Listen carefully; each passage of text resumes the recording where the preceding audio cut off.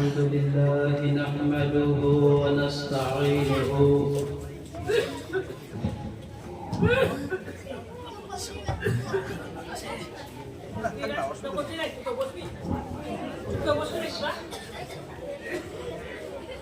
الحمد لله نحمده ونستعينه ونستغفره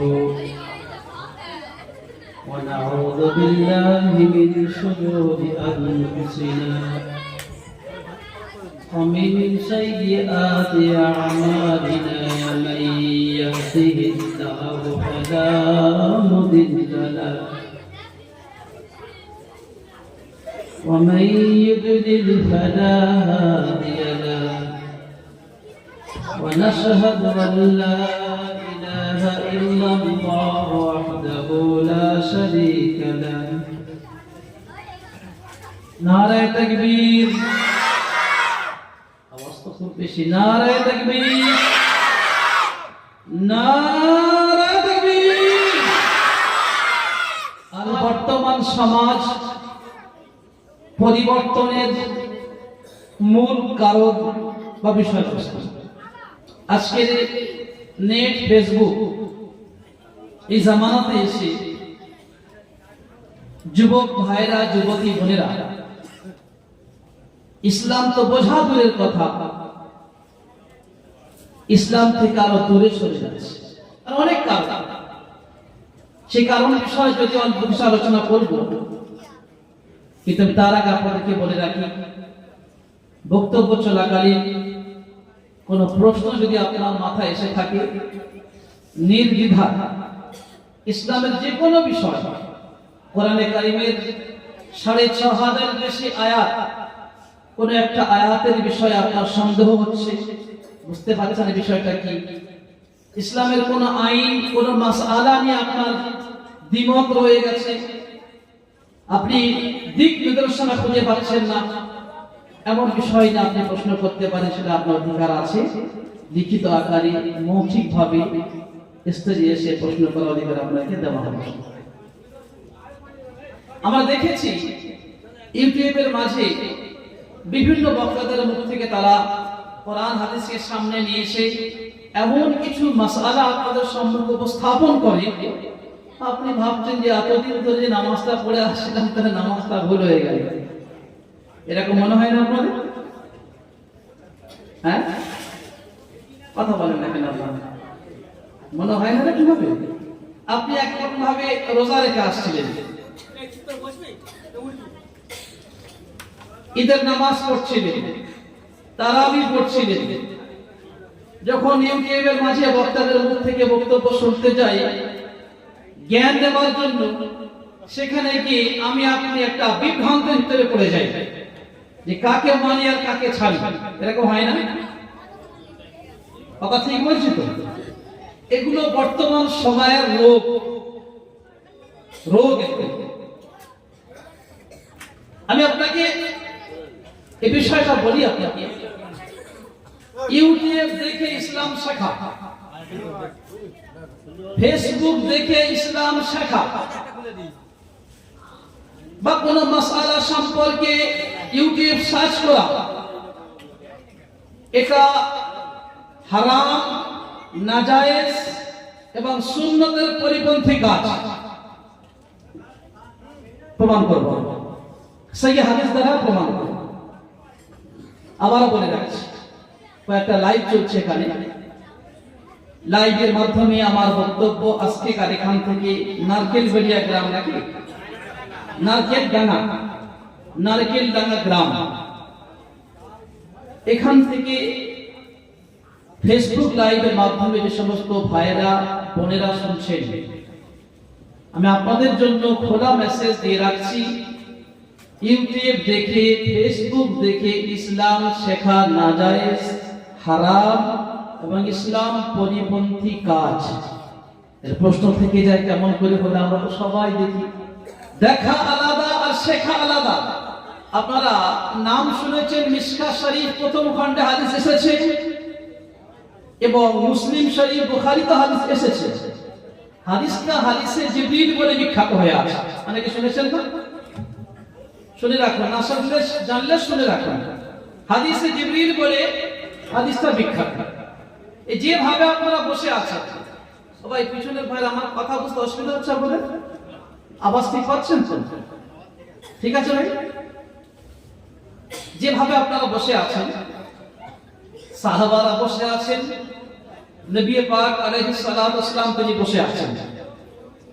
হঠাৎ এক ব্যক্তি যাকে কেউ চেনে না, ওই পিছন দিক থেকে মানুষের কাঁধে হাত দিয়ে যেমন আমি আসছিলাম ওখান থেকে এসে আল্লাহ রাসূলের সামনে বসে গেছেন। আত্তাহিয়াতুল হালাত, নামাজে যেটা আপনারা বসেন না, নামাজে যখন আমরা দুই রাকাত পরে বসা হয় না, ওটাকে বলে আত্তাহিয়াতুল হালাত। এটা উত্তর দেবেন, বসা হয় না? ওই ব্যক্তিটি এসে আল্লাহ রাসূলের হাঁটুতে হাঁটু ঠেকিয়ে বসে গেছেন। ফাসনাদা রুকবাতাইহি ইলা রুকবাতাইহি, হাদিসের ভাষা যে উনি এসে আল্লাহ রাসূলের হাঁটুতে হাঁটু ঠেকিয়ে বসে গেছেন। হযরত ওমর রাদিয়াল্লাহু তাআলা আনহু বলেছেন, তো বাদ হয়ে গেলাম। যে ব্যক্তিটি কাউকে আমরা চিনি না, আমরা কেউ তাকে দেখিনি, নতুন একজন ব্যক্তি আবার সবার কাঁধে হাত দিয়ে সামনে আসলো। আর এত বড় সাহস, আল্লাহ রাসূলের ওই হাঁটুতে হাঁটু ঠেকিয়ে বসে গেছে। কেউ চেনে না। মদিনার জমিন ধুলাবালির জমিন, পাকা রাস্তা ছিল না। দূর থেকে কোনো ব্যক্তি সফর থেকে যদি আসে, দূর থেকে আসে, উষ্ণ ফিটে আসুক আর হেঁটে আসুক, গায়ে কিছু ধুলাবালি থাকবে। রোদে থেকে আসলে আমি একটু আপনাদের চাচাকে নিয়ে এসেছি, তুমি এখানে এসে আবার ওযু করে ফ্রেশ হতে হবে, আবার গাড়ি উঠে এসেছে। দূর থেকে যদি কেউ ধুলা জমিনে হেঁটে আসে বা কোনো উষ্ণ ফিটে আসে, তার চেহারা দেখলে বোঝা যায় কিছু ধুলোবালি লেগে থাকবে, এমন হয় না? হযরত ওমর রাদিয়াল্লাহু তাআলা আনহু বলছেন যে তার চেহারাতে সর্বাঙ্গে কোথাও ধুলোবালির কোনো চিহ্ন আমরা দেখতে পাইনি। একেবারে ফ্রেশ, সুদর্শন নওজোয়ান। আমরা অবাক হয়ে গেলাম। বিশ্ব নবী আলাইহিস সালাতু ওয়াস সালামের হাঁটুতে হাঁটু ঠেকিয়ে বসে গেলেন। বসার পরে প্রশ্ন করছেন, মাল ইহসান ইয়া রাসূলুল্লাহ, আল্লাহ রাসূল আপনি বলেন ইহসান কাকে বলে? বলেন সুবহানাল্লাহ। কয়েকটা প্রশ্ন করেছেন। ওয়া মাতাস সাআ ইয়া রাসূলুল্লাহ, হুজুর আপনি বলেন কিয়ামত কবে সংঘটিত হবে? এইরকম কয়েকটা প্রশ্ন করছেন আর আল্লাহ রাসূল উত্তর দিয়ে যাচ্ছেন। যখন এই ব্যক্তি প্রশ্ন করেছেন আর নবী উত্তর দিচ্ছেন, তখন উনি বলছেন আপনি ঠিকই বলেছেন, আপনি ঠিকই বলেছেন। হযরত ওমর রাদিয়াল্লাহু তাআলা বলেছেন, তা আরো অবাক হয়ে গেলাম। আমরা প্রশ্ন করি কেন? জানার জন্য। ঠিক, প্রশ্ন করি কেন? জানার জন্য। যখন আমি প্রশ্ন করলাম আর তিনি উত্তর দিচ্ছেন, আমি তখন বললাম ঠিক বলেছেন। তার মানে কি আমি আগে থেকে জানি? কথা বলতে পারলাম না আপনাদেরকে? আমি আপনাকে প্রশ্ন করেছি এখান থেকে, ভাই বলুন নামাজের ওয়াজিব কটা? আপনি বললেন যে এতটা। আমি বললাম ঠিকই বলেছেন। এর উদ্দেশ্য কি? আমি জানি তবে তো আপনাকে জিজ্ঞাসা করেছি না? প্রশ্ন করে যখন উত্তর আসবে আর প্রশ্নকারী বলবেন ঠিক আছে, তার মানে বুঝতে হবে যে জানেন, তবে ফের জিজ্ঞাসা করেছেন। ওমর রাদিয়াল্লাহু তাআলা আনহু বলছেন, আমি তো অবাক হয়ে গেলাম। কেউ চিনি না, আসলেন, সাহস কতটা, হাঁটুতে হাঁটু দিয়ে বসলেন, আবার প্রশ্ন করছেন, নবী উত্তর দিচ্ছেন, উনি বলছেন ঠিক বলেছেন, ঠিক বলেছেন। প্রশ্ন করা হয়ে গেল, উত্তর শেষ, তারপরে ব্যক্তিটি চলে গেল। আল্লাহ রাসূল আলাইহিস সালাতু ওয়াস সালাম জিজ্ঞাসা করলেন, ওমর রে, ওই যে ব্যক্তিটি আমার কাছে এসেছিলেন, এই ব্যক্তি সম্পর্কে তোমাদের কি জানার মন চায় না? ওমর রাদিয়াল্লাহু তাআলা আনহু বললেন, জানো, অবশ্যই আমাদের জানার মন চায়, কিন্তু ইয়া রাসূলুল্লাহ আপনার ভয়ে কিছু বলতে পারিনি, আপনি বলুন ব্যক্তিটি কে? নবী পাক আলাইহিস সালাতু ওয়াস সালাম তিনি বললেন, হাযা জিবরাইল। বলুন সুবহানাল্লাহ। আতাকুম ইউআল্লিমুকুম দীনাকুম, যে ব্যক্তিকে মানুষের রূপ ধরে আমাদের কাছে এসেছিলেন ইনি হলেন হযরতে জিবরীল আলাইহিস সালাতু ওয়াস সালাম। জোরে বলুন সুবহানাল্লাহ। কেন এসেছিলেন? ওয়ালা তাকুন ইউআল্লিমুকুম দীনাকুম, তিনি এসেছিলেন ধর্ম বিষয়ে কিছু জ্ঞান তোমাদেরকে দেওয়ার জন্য। জোরে বলা যাবে না? আরো জোরে বলুন, আরো জোরে বলুন। ধর্ম বিষয়ে কিছু শিক্ষা দেওয়ার জন্য এসেছিলেন। আমরা জানি বাচ্চাদেরকে সামনে দাঁড় করিয়ে প্রশ্ন আকারে অনুশীলন হলে ওটা মাথায় বেশি ঢুকে যায়, ঠিক না? একে অপরকে প্রশ্ন আকারে, আর থেকে বলে মুহাদাসা, প্রশ্ন আকারে জিজ্ঞাসা করলে ওটা বেশি মানে জেহেনে আপনার ব্রেনে বেশি প্রবেশ করে, মুখস্থ বেশি হয়ে যায়। এটা লক্ষ্য করে দেখবেন। তো হযরত জিবরীল আলাইহিস সালাতু ওয়াস সালাম তিনি এসেছিলেন প্রশ্ন আকারে উত্তর দিয়ে মানুষদেরকে বুঝিয়ে দিন, সাহাবাদেরকে, যে ইসলাম কাকে বলে, ইহসান কাকে বলে, কিয়ামত কবে হবে। এই হাদিসটা মুত্তাফাক আলাইহি হাদিস, বুখারীতে এসেছে, আপনার মুসলিম শরীফে এসেছে এবং মিশকাত শরীফ প্রথম খণ্ডে একেবারে শুরু থেকে আলোচনা হয়েছে। হাদিসটার নাম হাদিসে জিবরাইল। আমি আপনাকে বোঝাতে চেয়েছি আমার বক্তব্যের এক ধরনের কিছুটা বিষয়বস্তু ছিল বর্তমান জামানায় ফেসবুক অথবা ইউটিউব দেখে ইসলাম শেখা হারাম তথা নাজায়েজ এবং সুন্নাত পরিপন্থী। এই হাদিসের ব্যাখ্যায় মুহাদ্দিসিনে কেরাম লিখেছেন, ইসলামের বিষয়ে জানতে হলে, শিখতে হলে, কোরআন পড়তে হলে, কোরআন জানতে হলে, হাদিস পড়তে হলে, হাদিস শিখতে হলে, মাসালা জানতে হলে, মাসালা শিখতে হলে আপনাকে উলামায়ে কেরামের কাছে এসে ছাত্রের বেশে সভ্যতা বজায় রেখে, আদব বজায় রেখে, শিষ্টাচার বাকি রেখে সরাসরি একজন শিক্ষকের সামনে থেকে ইসলাম শিখতে হবে। এটাই হলো আমার নবীর সুন্নাত। জোরে বলুন সুবহানাল্লাহ। নারা তাকবীর। ইসলাম জিন্দাবাদ। জোরে বলুন ইসলাম জিন্দাবাদ। নবী মুহাম্মদ জিন্দাবাদ। জোরে বলুন জিন্দাবাদ। আমার নবী জিন্দাবাদ, আমার নবী জিন্দাবাদ, প্রফেট মুহাম্মদ জিন্দাবাদ। এটা হলো নবী করিম আলাইহিস সালাতু ওয়াস সালামের সুন্নাত পদ্ধতি। ওলামাদের কাছে এসে ইসলামটাকে শিখে যেতে হবে। আপনার মসজিদের যিনি যোগ্য ইমাম তার কাছে গিয়ে আপনার কোরআনটা শিখে আসতে হবে। ইউটিউব দেখে আপনি শিখতে পারেন না। আমার কথাটাকে আপনাকে বোঝাতে পেরেছি আমি? এটা হাদিস দ্বারা প্রমাণ আছে। আপনি যখন ইউটিউবে শিখতে যাবেন, আপনাকে বলে রাখি, নামাজে আপনি কেমন ভাবে হাত উঠাবেন, রাফউল ইয়াদাইন করবেন না, করবেন না। 100টা বক্তব্য শুনলে 100 রকম আপনি মতামত পাবেন। কথা ঠিক?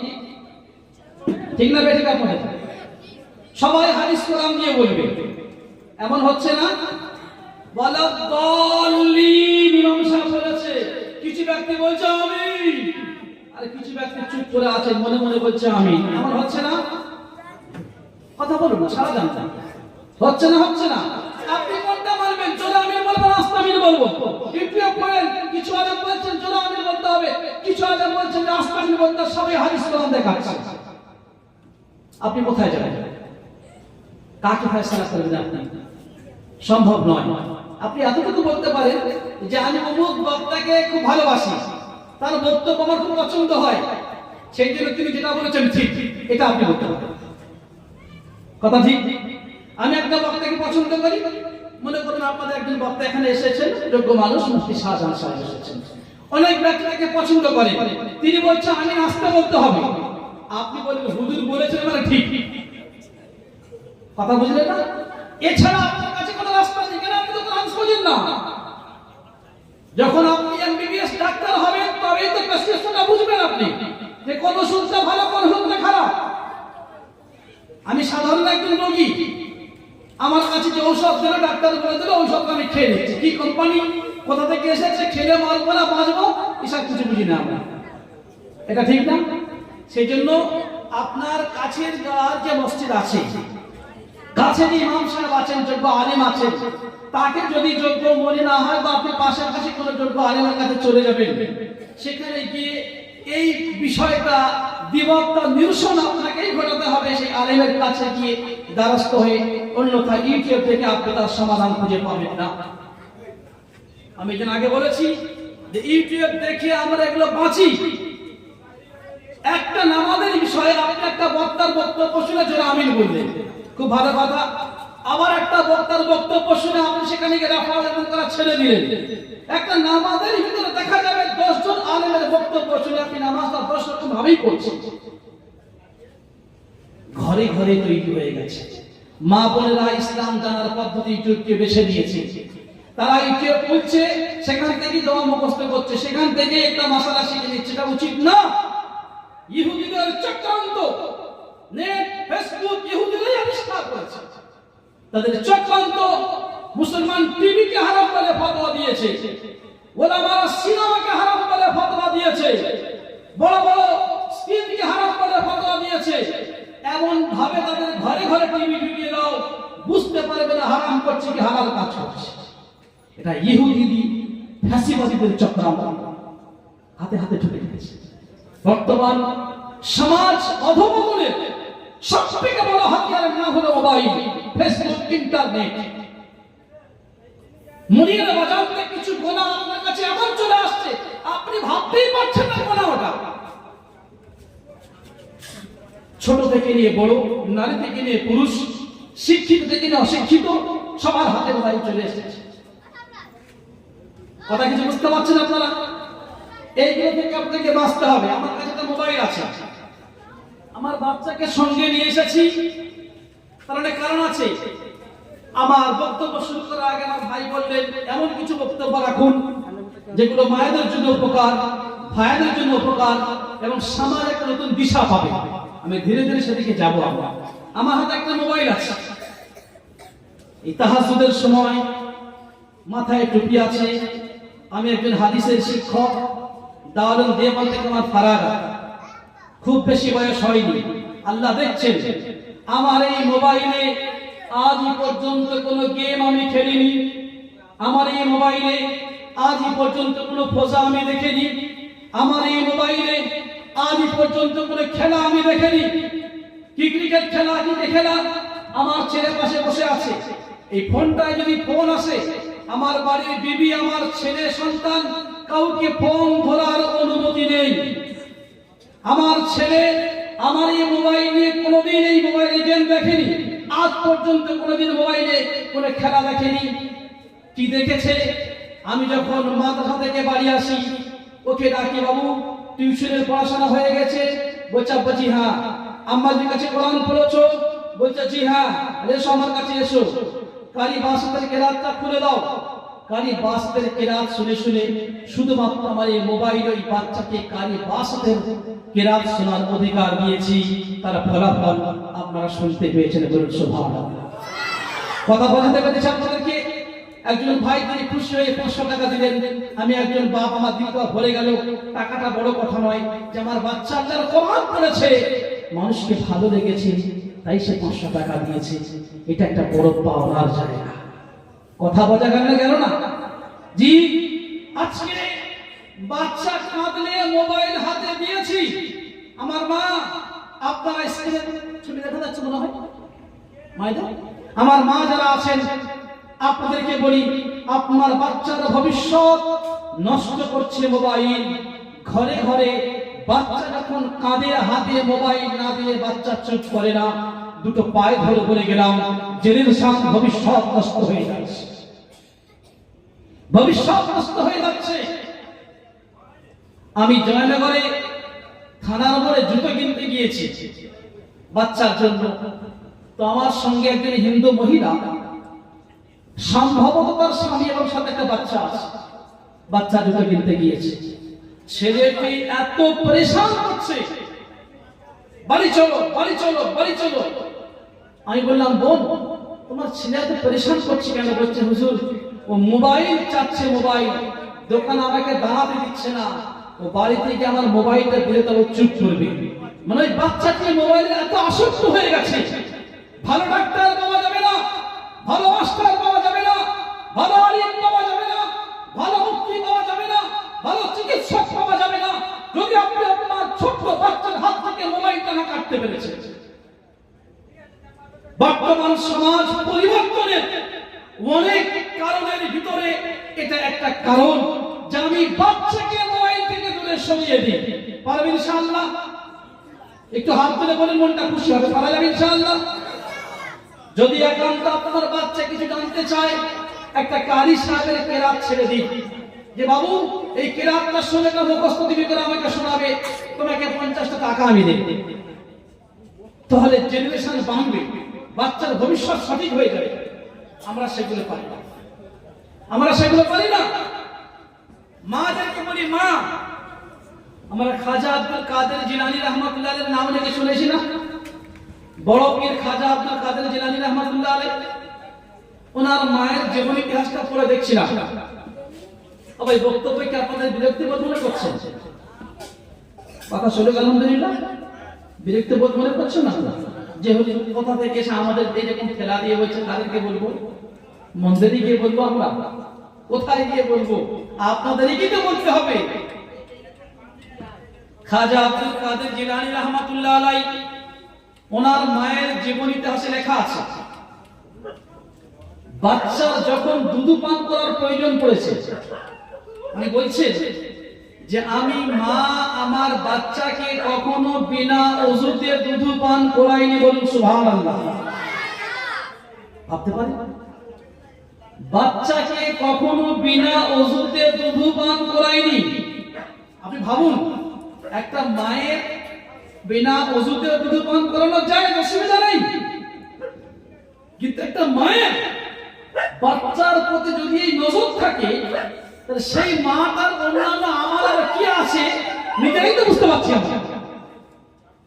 এই পৃথিবীতে ভালো সমাজ করতে গেলে একটা ভালো মায়ের প্রয়োজন। মা এই পৃথিবী থেকে সমাজটাকে আবার সুন্দর করে সাজানোর জন্য একজন ভালো মহিলার প্রয়োজন।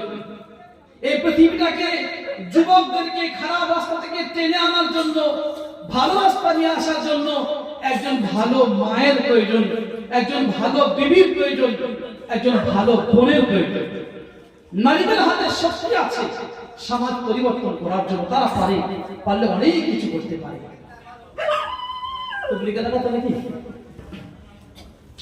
অনেকে জামাতে যান, আপনারা অনেকে জামাতে যান। দেখুন, জামাত পিছনে একটা বিবাদ থাকতেই পারে, ভুল সব সংগঠনের ভিতরে কম বেশি আছে। হযরতে মাওলানা ইলিয়াস রাহমাতুল্লাহ আলাইহি মস্ত বড় আল্লাহর ওলি ছিলেন। একটা কিতাব আছে মাকাতিব ইলিয়াস। ভাই যদি আগামীকে বলতেন যে এই বিষয় বক্তব্য রাখতে হবে, আমি কিতাবটা সাথে নিয়ে আসতাম।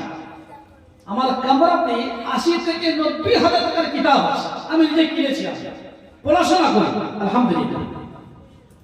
মাকাতিব ইলিয়াস একটা কিতাব আছে, ওনার জীবনী লেখা, ওনার মায়ের জীবন ইতিহাস লিখছে। মায়ের জীবন ইতিহাস। 82 বছরের অন্ধা মহিলা, উত্তরপ্রদেশের মুজফফরনগরে বাড়ি। আমার মা অনেক বক্তব্য তুমি এই জীবনে শুনেছো গো মা, ইউটিউবের মাঝখানে টান দিয়ে সুর দিয়ে অনেক বক্তব্য শুনছো, তুমি শোনো। আজকে আমি যে কথা বলে যাচ্ছি, দিনের কান থেকে শুনে নাও, সারা জীবন মনে থাকবে। জয়নগর থেকে একজন ফিরে নওজোয়ান আলেম এসেছিল, আর এই কথাগুলো আমাদেরকে বলে গিয়েছিল যে আমরা কেমন করে আবার সেই সাহাবাদের আদর্শ খুঁজে পাবো, নবীর মতো নবীর সেই সোনার যুগকে আমরা কেমন করে খুঁজে পাবো। আমাদের সমাজটা অধঃপতনের অবলম্বনে তলিয়ে গেছে, সেখান থেকে টেনে হিসেবে কেমন করে একটা সুন্দর সমাজ আমরা করতে পারবো, এই জন্য কিছু কথা বলে গিয়েছিলেন।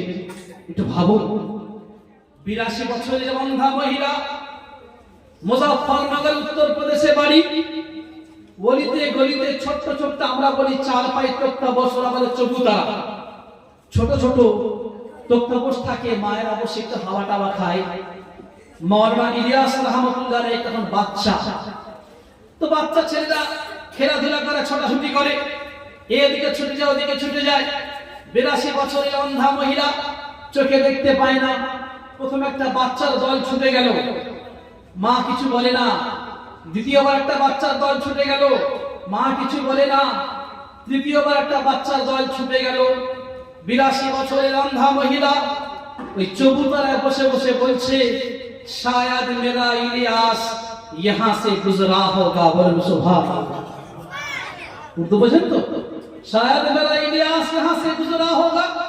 82 বছরের অন্ধা মহিলাদের বলছেন, মনে হয় আমার ছেলে ইলিয়াস এখান থেকে পার হয়ে গেছে। পাশে যারা ছিলেন বলছে, বাবু চোখে দেখতে পাও না।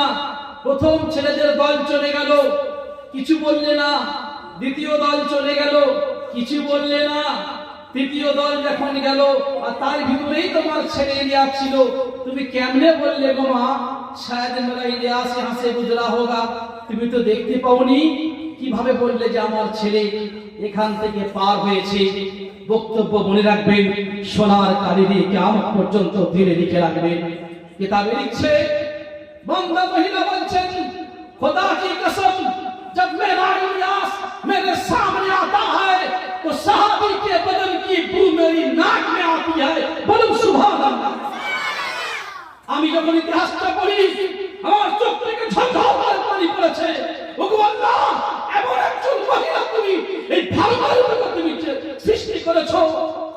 তিনি বলছেন, আমার সন্তান ইলিয়াস যখন আমার সামনে আসে, আমি 82 বছরের অন্ধা মহিলা, আমি চোখে দেখতে পাই না ঠিক কথা, কিন্তু আমি তখন ওই 1400 বছর পূর্বে নবীর যুগের সাহাবাদের গায়ের সুগন্ধ আমি আমার নাকে অনুভব করি।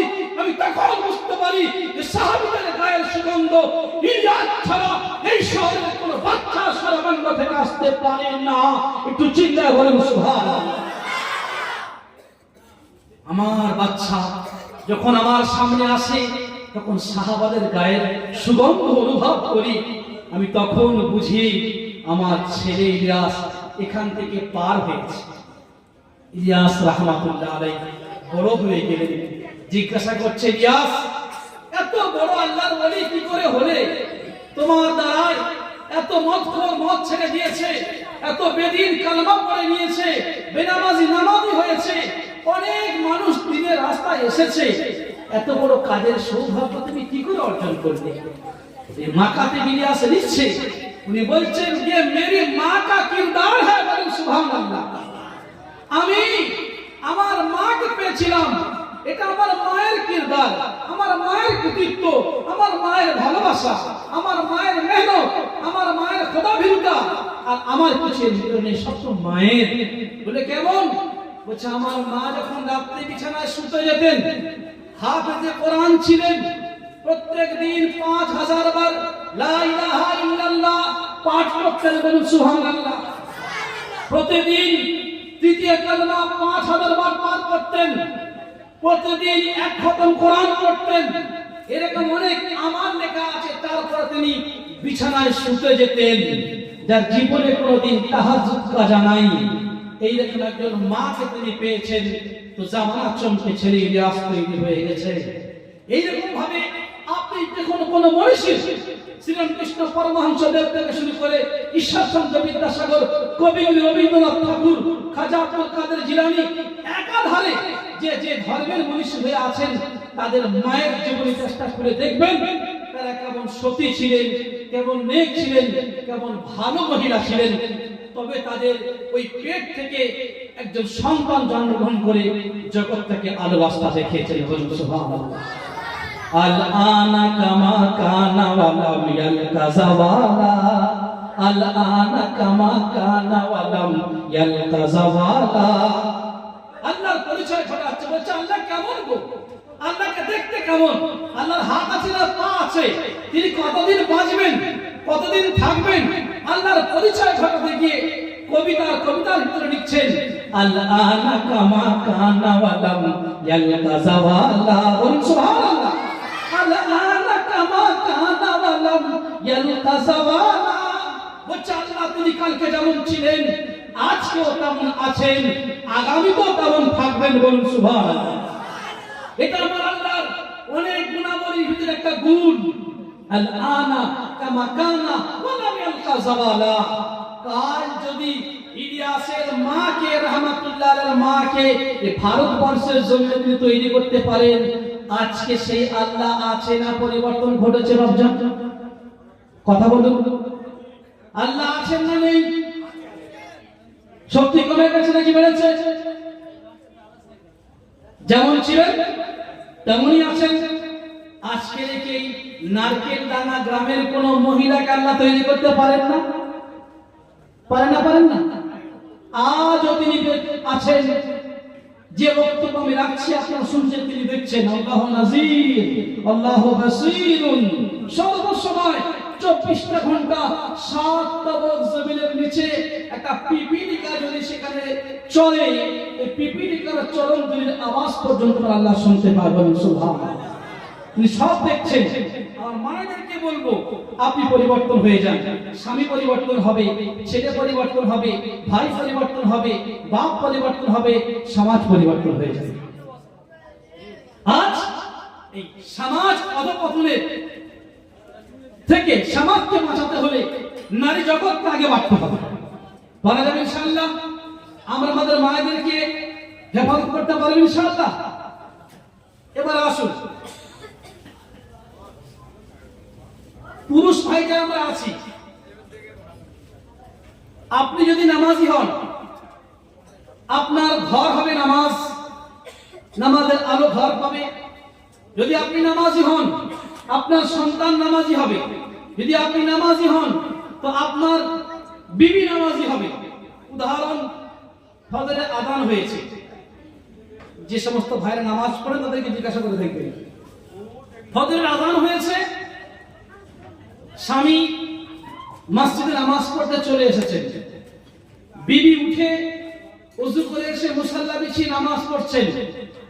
সন্তান সন্তাতি বিছানায় শুয়ে সে দেখছে আমার মা উঠে কি করছে, দেখছে মা ওযু করেছে, ওযু করে নামাজের মুসাল্লা বাড়ি বলছে আল্লাহু আকবার, আল্লাহু আকবার।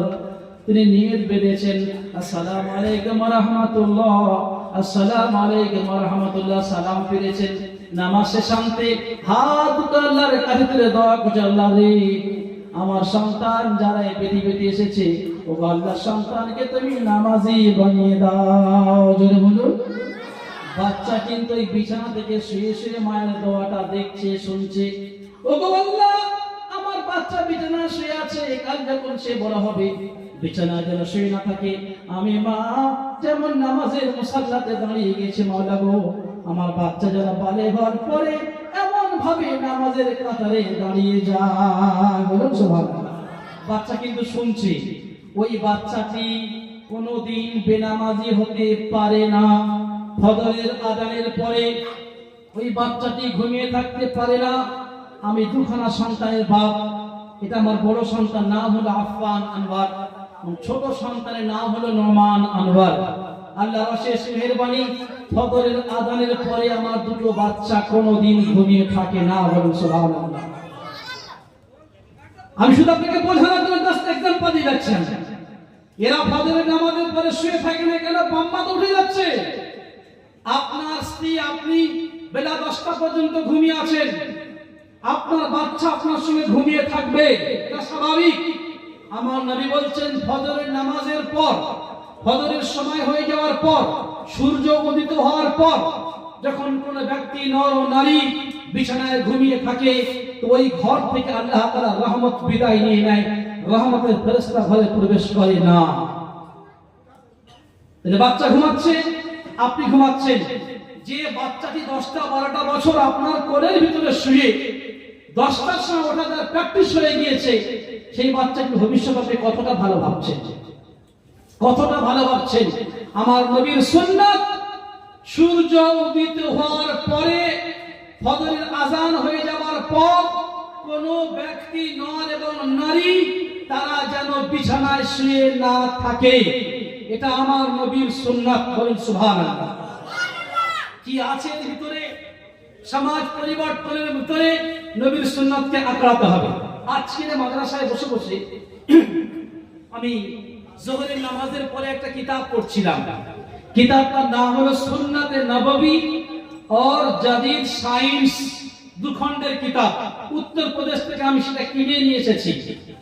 যে আল্লাহ রাসূলের সুন্নাতের ভিতরে বর্তমান বিজ্ঞান কি বলছে, আল্লাহ রাসূলের সুন্নাতের ভিতরে সুন্নাত সমূহকে নিয়ে বর্তমান বিজ্ঞান কি বলছে, আমি দুই একটা শুধু জাস্ট এক্সাম্পল উপমা আপনাদের সামনে তুলে ধরবো।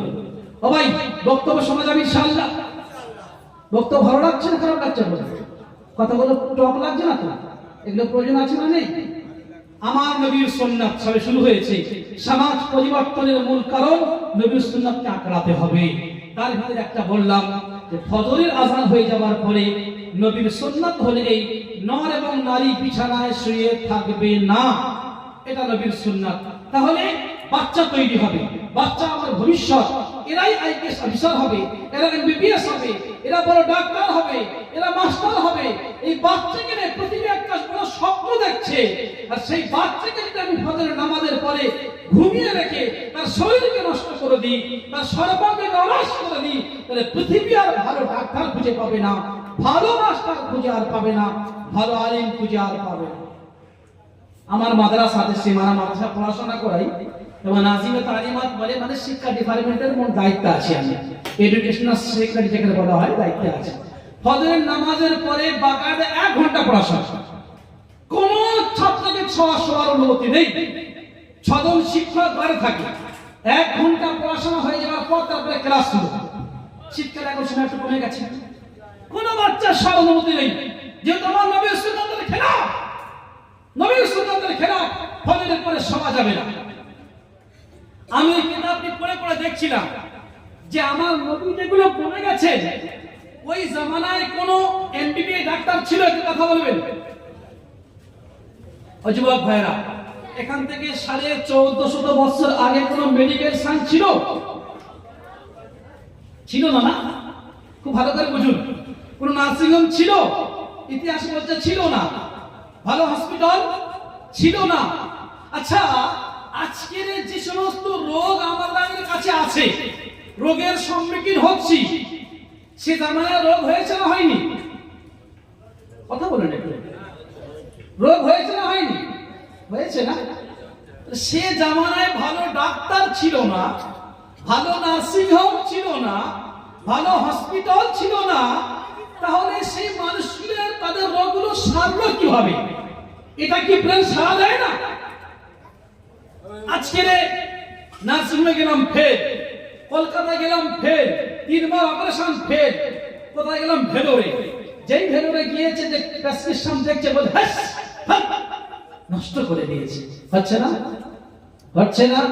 আমাদের সঙ্গে ঘটেছে, 3 বার অপারেশন হয়েছে। আমার নিজের বোনাই, বোনাই বলি তো নাকি, বোনের স্বামী বোনাই বলি আমরা, দুলা ভাই বলি, 3 বার অপারেশন হয়েছে, জমি বিক্রি করে দিয়ে।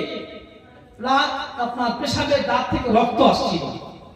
3 বার অপারেশন হওয়ার পরেও রোগী ঠিক মতো নিরাময় পায়নি। আমরা পরামর্শ করে ভেলোরে পাঠিয়ে দিলাম।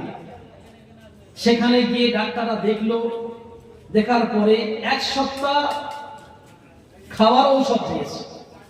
বলছে আপনি যদি ভালো মনে করেন তো একবারে সে চেক আপ করিয়ে যাবেন, আর না হলে মালিক চাইতে আসতে হবে না। 1 সপ্তাহ ঔষধ খেয়েছে, 3 বার অপারেশন ফেল রোগী। সেই 1 সপ্তাহ ঔষধ খেয়ে 3 বছর হয়ে গেল, রোগী এখন সুস্থ আছে। বলুন সুবহানাল্লাহ। ভাবতে পারেন, এত কিছু ফিরিয়ে দেওয়ার পর ডাক্তার নিরাময় ঠিক মতো সেখানে হচ্ছে, তারা ফেল। নবীর জামানায় এত বড় বড় রোগ সেগুলো হয়েছে, তার ডাক্তারখানা কোথায় ছিল? আমি এগুলো ভাবতাম। খোদার কসম করে বলে গেলাম, ফেসবুক লাইভ চলছে, আমরা যখন এই স্টেজে বসে বলি আমার নবী তিনি হলেন ডাক্তারের ডাক্তার, বলুন সুবহানাল্লাহ, তখন কিছু ওই শিক্ষিত ব্যক্তি আছেন, যুবক আছেন, এমবিবিএস ডাক্তার, তারা বলেন কেমন করে হয়? তোমার নবীর জামানায় কোনো মেডিকেল সায়েন্স ছিল না, কোনো ভালো হসপিটাল ছিল না, ভেলোরের ব্যবস্থা ছিল না, ভালো কলেজ ছিল না, তাহলে ভালো ডাক্তার হতে গেলে ভালো জায়গা থেকে শিক্ষা অর্জন করতে হয়। তোমার নবী যখন শেখেনি, কেমন তুমি স্টেজে বসে বলো আমার নবী সমস্ত ডাক্তারের ডাক্তার? এটা প্রশ্ন আসে। আমরা বলি হয় আমার নবী ডাক্তারের ডাক্তার, প্রমাণ চাও? বলো হ্যাঁ।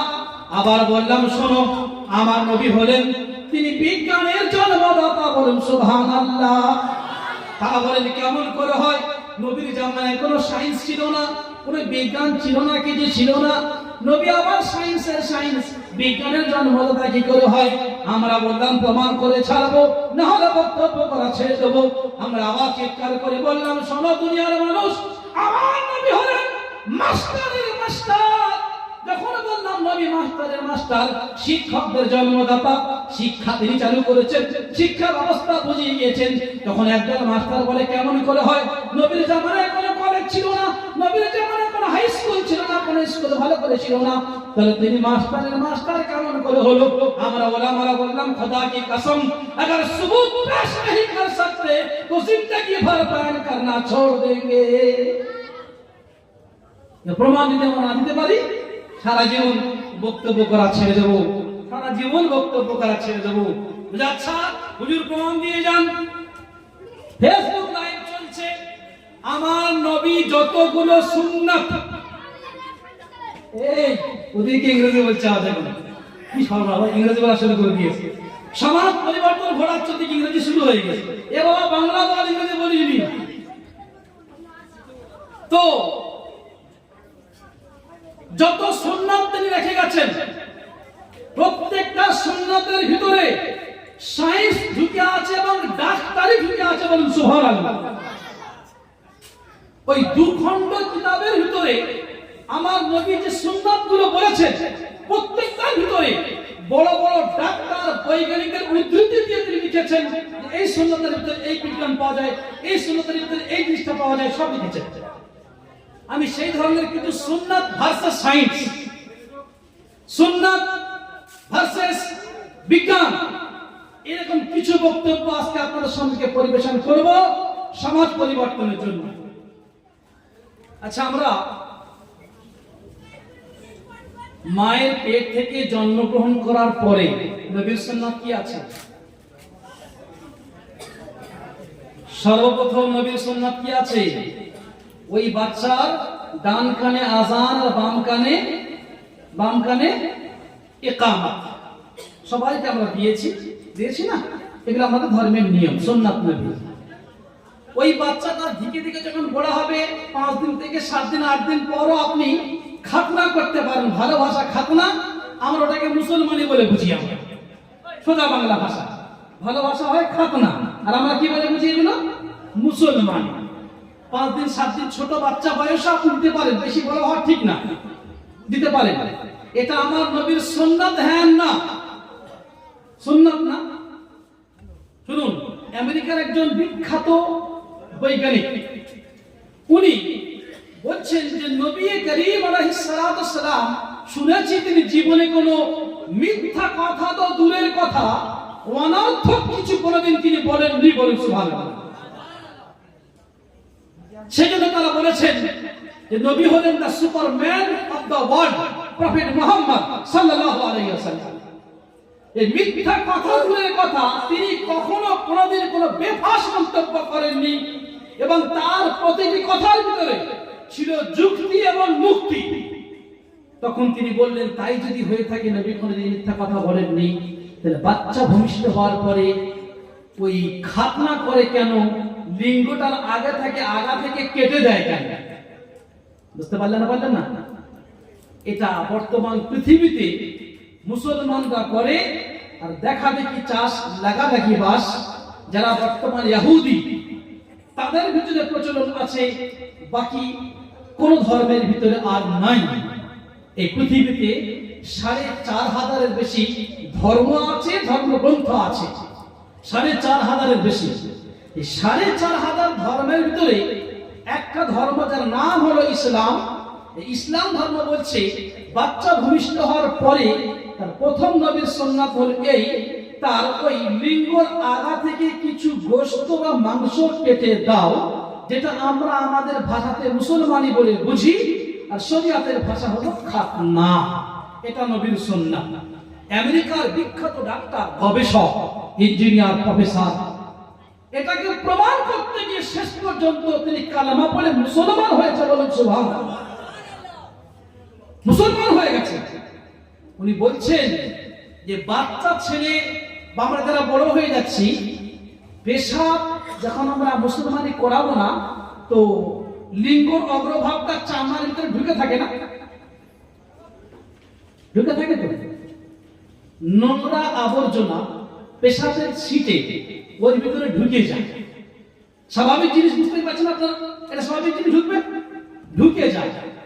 ঢুকে যাওয়ার পরে ওটা ওখান থেকে আস্তে আস্তে জীবাণু হতে হতে হতে হতে একটা দিন এমন আসে, প্রমাণ করেছে যে এই বিশ্বে হাজার হাজার যুবক যারা ক্যান্সার রোগে আক্রান্ত হয়েছে এবং বিশ্বের বড় বড় ডাক্তার সে ক্যান্সারের সূত্রপাত খুঁজে দেখেছে যে তাদের খাতনা করা হয়নি, মুসলমান করা হয়নি বলে এই জীবাণু জমে ক্যান্সার হয়েছে বলে সুবহানাল্লাহ।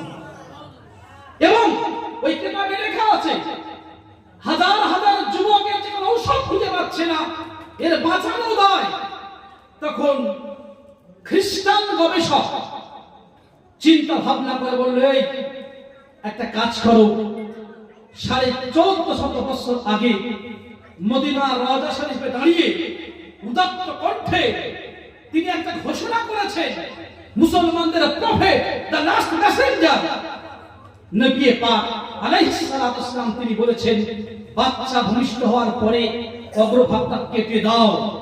তো ওই 1000 যুবকের অগ্রভাগটা কেটে দিয়ে পরিষ্কার করেছে, এক সপ্তাহের ভিতরে ক্যান্সার নিরাময় হয়েছে। চিল্লায়ে বলুন সুবহানাল্লাহ। আমরা চিন্তায় বললাম যে আমরা বলেছিলাম যে আমার নবী ডাক্তারের ডাক্তার না, পৃথিবীর মানুষ তোমরাই প্রমাণ নিয়ে দাও। আমেরিকান খ্রিস্টান গবেষক গবেষণা করে বলতে বাধ্য হয়েছে 1000 যুবকের ছেলের ক্যান্সার সেরে গিয়েছে। একমাত্র আমার নবীর সুন্নাতকে জিন্দা করে বলুন সুবহানাল্লাহ। কথা বুঝতে পারছেন না? পারেনি? একটু চিল্লায় বলা যাবে না আমার নবী জিন্দাবাদ? আরো জোরে বলুন বিশ্ব নবী জিন্দাবাদ, নবী মুহাম্মদ জিন্দাবাদ। আরো জোরে বলুন ইসলাম জিন্দাবাদ।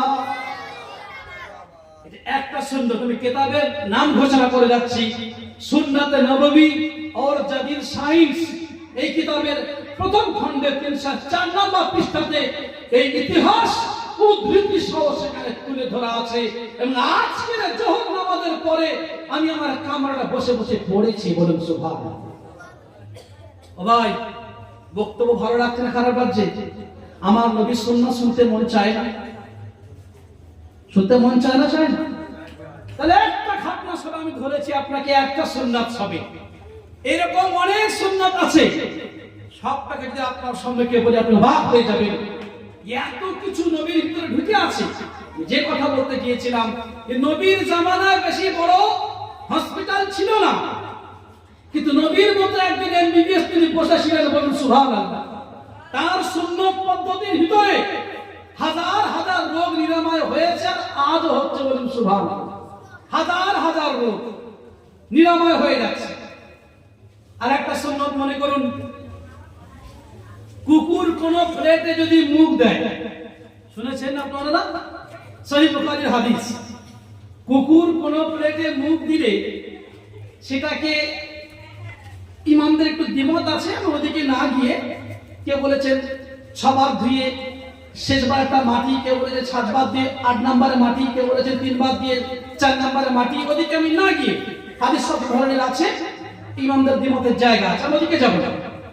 বিশ্বনবী আলাইহিস সালাতু ওয়াস সালাম বলেছেন, ওই বর্তনটাকে মাটি দিয়ে শেষবারে ধৌত করো। কথা পরিষ্কার? শুনেছেন না শোনেননি আপনারা? কথা বলে না, ভালো লাগে না? শুনেছেন তো এগুলো? এটা আমার নবীর সুন্নাত। যারা বলেন সুবহানাল্লাহ। এবং চিকিৎসা পদ্ধতি। আচ্ছা, নবীর জামানাতে কোনো হসপিটাল ভালো ছিল না, তাহলে নবী কেন তিনি বলে গেলেন, যুবক ভাইরা ফেসবুক চালাচ্ছ, যদি প্রয়োজন বোধ মনে করো, আমি যেগুলো বলছি একটু কেটে কেটে আমার নাম যেগুলো একটু মানে প্রচার করো, একটু প্রচার করে দাও, মানুষ শুনুক, এগুলো শোনার প্রয়োজন আছে। নবী কি করে জানতেন, কেমন করে বললেন যে এই এতবার ধুইলে হবে না, কমপক্ষে মাটি দিয়ে একবার ধৌত করতে হবে? আমার কিছু এই জামানার যুবক ভাই যারা শিক্ষিত পড়াশোনা করেছেন, তারা বলছেন, ওই জামানায় ভালো সার ছিল না, ভালো কেমিক্যাল ছিল না, সেই জন্য করে তিনি বলেছেন মাটি দিয়ে ধুয়ে নাও। আমি বললাম তোমার যুক্তি ঠিক আছে, তোমার জায়গা রাখো, তাহলে পরীক্ষা করে দেখা যাক। আমেরিকার একজন ডাক্তার, তিনি নবীর এই সুন্নাত বা চিকিৎসা পদ্ধতি নিয়ে গবেষণা করা শুরু করে দিলেন। কম্পিউটার বসিয়ে রেখেছে, একটা কুকুরকে একটা থালা দিয়ে প্লেটে খাওয়ানো হয়েছে, সবার 7 বার, সব পানি দিয়ে ধোয়া হলো, কেমিক্যাল দেওয়া হলো, সার্ফ দেওয়া হলো, সব কিছু দিয়ে ওই প্লেটটা কম্পিউটারের মাঝে দিয়ে ভালো করে চেক করে দেখছে যে প্লেটটার ভিতরে এখন এরকম কি দেখা যাচ্ছে, একটা যাকে উর্দু ভাষায় বলে জারাসিম, মানে এখনো পর্যন্ত প্লেটটা জীবাণু মুক্ত হয়নি, বলুন সুবহানাল্লাহ। শেষ পর্যন্ত আমেরিকান ডাক্তার ওটা এবারে মাটি নিয়ে আসলো, মাটি দিয়ে মাজলো, মাজা বোঝেন, এই মাজলো উর্দু শব্দ, মাটি দিয়ে মাজলো, মাটি দিয়ে মেজে পরিষ্কার করে আবার কম্পিউটার চেক করছে, চেক করার পর দেখা যাচ্ছে কম্পিউটার উত্তর দিচ্ছে প্লেট পরিষ্কার, বলুন সুবহানাল্লাহ, প্লেট জীবাণুমুক্ত। ও পৃথিবীর ডাক্তার মাস্টার, আজ আমার নবীর সুন্নাত জিন্দা আছে, खुदा की कसम अगर सबूत करना है तो आप करके देख लीजिए और अपना कलमा पढ़कर इस्लाम कबूल कर लीजिए। আজও যদি আপনি প্রমাণ নিতে চান কোন একটা কুকুরকে ওই আপনার বর্তমানে মুখ দেন দিয়ে আপনি পরীক্ষা নিরীক্ষা করুন, নবীর হাদিস আজ বুখারীতে পড়ে আছে, কিয়ামত পর্যন্ত থাকবে, বলুন সুবহানাল্লাহ। এটা ইসলাম শিখিয়েছে, অন্য অন্য ধর্ম শেখাতে পারেনি, অবাক হয়ে যাবে। কুকুরের বিষের ভিতরে, কুকুরের বিষ নালা এত জীবাণু থাকে, কোন কোন মুহাদ্দিস বলেছেন 7 বছর পর্যন্ত বাকি থাকবে। আমি আমার বাড়িতে গত 1 সপ্তাহ 2 সপ্তাহ আগে একদিন মারা গিয়েছে ওই পাড়ার মানুষ। আমি মাদ্রাসা আছি, চা দোকানদার, যখন গাড়ি নিয়ে আসি তো কখন ওখানে বসে চাচার সঙ্গে চা খেতাম, ভালো নামাজি ব্যক্তি, গল্প করতাম। আমি গল্প করে চলে এসেছি, মাদ্রাসায় গিয়েছি, বলছে যে উনি আর চা দোকানে ওনাকে পাগলা গ্যারেজে ভর্তি করানো হয়েছে। কেন? বলছে এখান থেকে 20 বছর আগে কুকুরে কামড়েছিল। ক বছর আগে? টাটকা নিউজ, 2 সপ্তাহ আগের কথা বলছি আমি। 20 বছর আগে কুকুর কামড়েছিল, তখন অনেক চিকিৎসা হয়েছে, সেই কুকুরের বিষ 20 বছর পরে ঠেলে উঠেছে, কলকাতার ডাক্তারখানায় নিয়ে গেছে, যেটা গোপন সূত্রের খবর, তারা বিষ ইনজেকশন দিয়ে মেরে ফেলে দিয়েছে। তারা বলছে এর ঔষধ এখনো পর্যন্ত তৈরি হয়নি, না হলে যদি বেঁচে থাকে তো আরো মানুষ মারার সম্ভাবনা আছে। ভাবতে পেরেছেন? 20 বছর আগে কুকুর কামড়েছে, সেই জীবাণু শরীরের ভিতরে ছিল, অনেক ঔষধ খেয়েছে, অনেক কিছু করেছে, কিন্তু জীবাণু শেষ করতে পারেনি। সেই জন্য বাচ্চাদেরকে কুকুর থেকে হেফাজত করবেন, কুকুর কামড়াতে দেবেন না, হেফাজত করবেন। তো যদি 20 বছর পর্যন্ত বিষ থাকতে পারে, তাহলে যে বর্তনে কুকুরটা মুখ দিল সেই বর্তনকে সার্ফ এসে শেষ করে দেবে, এটা কল্পনা করা যায় না। আমার নবী তিনি বলে গেছেন মাটি দিয়ে ধৌত করো। এরা বলে এত দামি দামি সার্ফ আছে, নবী কেমনে মাটি দিয়ে ধৌতে বললো? মাটির ভিতরে পাওয়ার আছে। কি আছে? মাটি জীবাণু শেষ করতে পারে, তাই আগে হ্যাঁ মাটি জীবাণু শেষ করতে পারে। আরে এই জন্য তো কবর দিতে বলা হয়েছে, শ্মশানে পোড়াতে বলা হয়নি, এই জন্য কবর দিতে বলা হয়েছে। বিজ্ঞান রিসার্চ করে দেখেছে যে কবর দেওয়ার পরে মানুষের শরীরের জীবাণু যা আছে 1 মাস 2 মাস 3 মাস 2 মাস 4 মাসের ভিতরে মাটির ভিতরে আল্লাহ এমন ক্ষমতা দিয়েছে, এমন বড় প্রতিষেধক, সমস্ত জীবাণুকে মাটি ক্ষয় করতে পারে, বলুন সুবহানাল্লাহ। মাটি ক্ষয় করতে পারে, যার কারণে আপনার একই বড়স্থান, আপনি বলুন যুগ যুগ ধরে আপনি কবর দিয়ে আসছেন, হচ্ছে না? যেখানে একজনের কবর হয়েছে না জানি কতজনের কবর ওখানে হয়ে গিয়েছে, হয়নি? তবে তো আপনি বলছেন ফোন করে, হুজুর একটা হাড় পাওয়া গেছে, কি করব? আমাদের কাছে ফোন আসে, আপনারাই করেন। তার মানে ওখানে আগে কবর ছিল, কথা ঠিক? আমরা তখন বললাম কি করবে? হাড়টা হয় ওরকম দাফন করবে, অন্য কোথাও মাটির ভিতরে দিয়ে দাও। তো মানুষের ভিতরে থাকে, পশুর ভিতরে কোনো জীবাণু থাকে, তো কবর দিলে মাটি একমাত্র তার সমাধান করতে পারে। পৃথিবীর কোনো ঔষধ, কোনো প্রতিষেধক সেটা সমাধান করতে পারে না। এটা আমার নবীর সুন্নাত এবং বর্তমান সায়েন্স আপনাকে ভাবতে হবে। সেই জন্য ওলামায়ে কেরাম তারা বলেছেন, আল্লাহ রাসূলের হাদিস, যে শেষ জামানাতে এসে যে সুন্নাতগুলো শেষ হয়ে যাচ্ছে, মানুষ আমল করা ছেড়ে দিয়েছে, এমন সুন্নাতকে যদি কেউ জীবিত করতে পারে, আমল করতে পারে, তো বলা হয়েছে ফালাহু আজরু মিয়াতি শাহীদিন, সেই ব্যক্তিকে 100 শহীদের সওয়াব তার আমলনামায় লেখা হবে। বলুন সুবহানাল্লাহ। একটাই রাস্তা, নবীর সুন্নাতকে আঁকড়ে ধরবো তো সমাজ পরিবর্তন খুঁজে পাবো।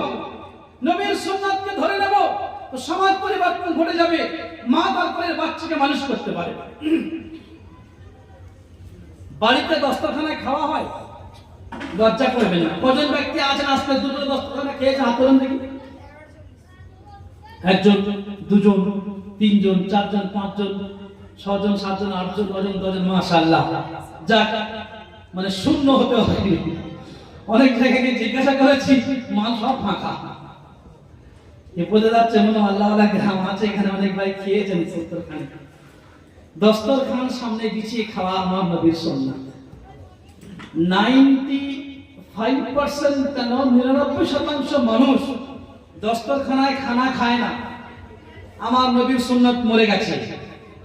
কি হয়ে গেছে? মরে গেছে, মানে মানুষ আমল ছেড়ে দিয়েছে। এই সুন্নাতটা এই জামানায় কেউ যদি আমল করে, তার জন্য আল্লাহ রাসূল বলে গেছেন ফালাহু আজরু মিয়াতি শাহীদিন, আল্লাহ রাস্তায় গলা কাটিয়ে শহীদ হয়েছেন, সেই রকম শহীদের 100 শহীদের আমলনামায় সওয়াব তার আমলনামায় লেখা হবে। সুবহানাল্লাহ। আজকের বয়ান বক্তব্য অনেক কিছু শুনবেন, আমার কাছে হাত তুলে বলুন যে ইনশাআল্লাহ দস্তরখানে বিছিয়ে খাবো। হাত তুলে বলুন কারা কারা খাবেন। লজ্জা পাবেন, আল্লাহ দেখছেন। আলহামদুলিল্লাহ, আল্লাহ কবুল করুন, আল্লাহুম্মা আমিন। আমার মা বোন যারা আমার বই শুনছেন, স্ক্রিনে দেখছেন, আপনাদেরকে বলছি, বাজার করতে পাঠিয়েছেন, পেঁয়াজের কিলো 80 টাকা, বুঝছে না? হ্যাঁ, সবজি কিনতে গেলে অনেক বেশি হয়ে গেছে, পেঁয়াজের কিলো 80 টাকা, অনেক সবজির দাম বেশি। মাগো, যখন আপনি স্বামীকে হাটে পাঠাচ্ছেন, ব্যাগটা হাতে দিন, আর যেটা আপনি বলে দিচ্ছেন চাল আনতে হবে, ডাল আনতে হবে, পেঁয়াজ আনতে হবে, মাগো একটা দস্তরখানার 20 টাকা দাম, 50 টাকা দাম, 40 টাকা দাম। আগামীকাল সকালে বাজারের ব্যাগ দিয়ে স্বামীকে বলুন, স্বামী গো, কালকের মুফতি সাহেব তো বলে গেছেন নবীর সুন্নাত জিন্দা করতে হবে, তুমি আলু পেঁয়াজের সাথে সাথে বাজার থেকে একটা দস্তরখান কিনে নিয়ে এসো। বলা যাবে না? এতটুকু টাকা দিয়ে 50 টাকা দিয়ে দস্তরখান কিনলেন, 1 বছর চলবে। সামনে আপনি পেতে দেন, বাচ্চা বসে বসে দস্তরখানায় খানা খাক, সমাজ পরিবর্তন হবে, নবীর সুন্নাত জিন্দা হবে, 100 শহীদের সওয়াব আমলনামায় লেখা হবে। আপনি পাবেন একটা সুন্দর সমাজ করতে পারবেন, সাহাবাদের আদর্শ খুঁজে পাবেন। এই সুন্নাতটা মানা যাবে ইনশাআল্লাহ, মানা যাবে ইনশাআল্লাহ। অনেক সুন্নাত এইভাবে আছে। মুরগি কাটা হয় তো নাকি? মুরগি জবাই করা হয় তো? আমরা গরু জবাই করি না? গরু জবাই করা হয়। কত কয়েকদিন, কয়েক বছর আগে তো গরুর গোশত খাওয়া যাবে না, গরুর পেশাব খেয়ে ক্যান্সার সারছে, এগুলো সব শুনেছেন তো? কি আজব আজীব ব্যাপার, অবাক হয়ে যাবেন। ক্যান্সার, করোনা রোগ বলছে গরুর পেশাব পান করলে ছেড়ে যাবে। যে দিন একজন মহারাজা বাবা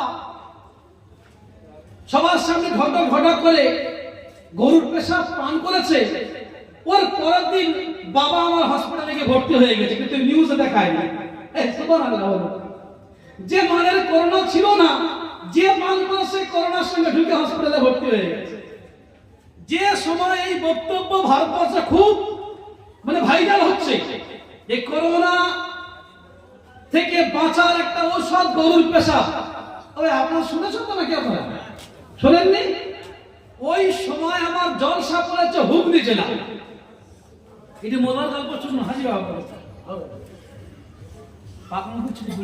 মনে করবেন না, আপনাদের সামনে পাপের বসে খারাপ জিনিস, অনেক বাপের এখানে আর নিজের জুতো খুলে দিয়েছে। হুগলি জেলা আমার জলসা পড়েছে। 4 চাকা নিয়ে গেলে একদিন থাকতে হবে, অনেক টাকা ভাড়া লেগে যাবে, বেচারা গরিব মানুষ অত টাকা পারবে না, এই জন্য ট্রেনে চলে গিয়েছিলাম। ফুরফুরা শরীরের জলসা এলাকা, ওখানে নিয়ে গিয়েছিল আমাকে।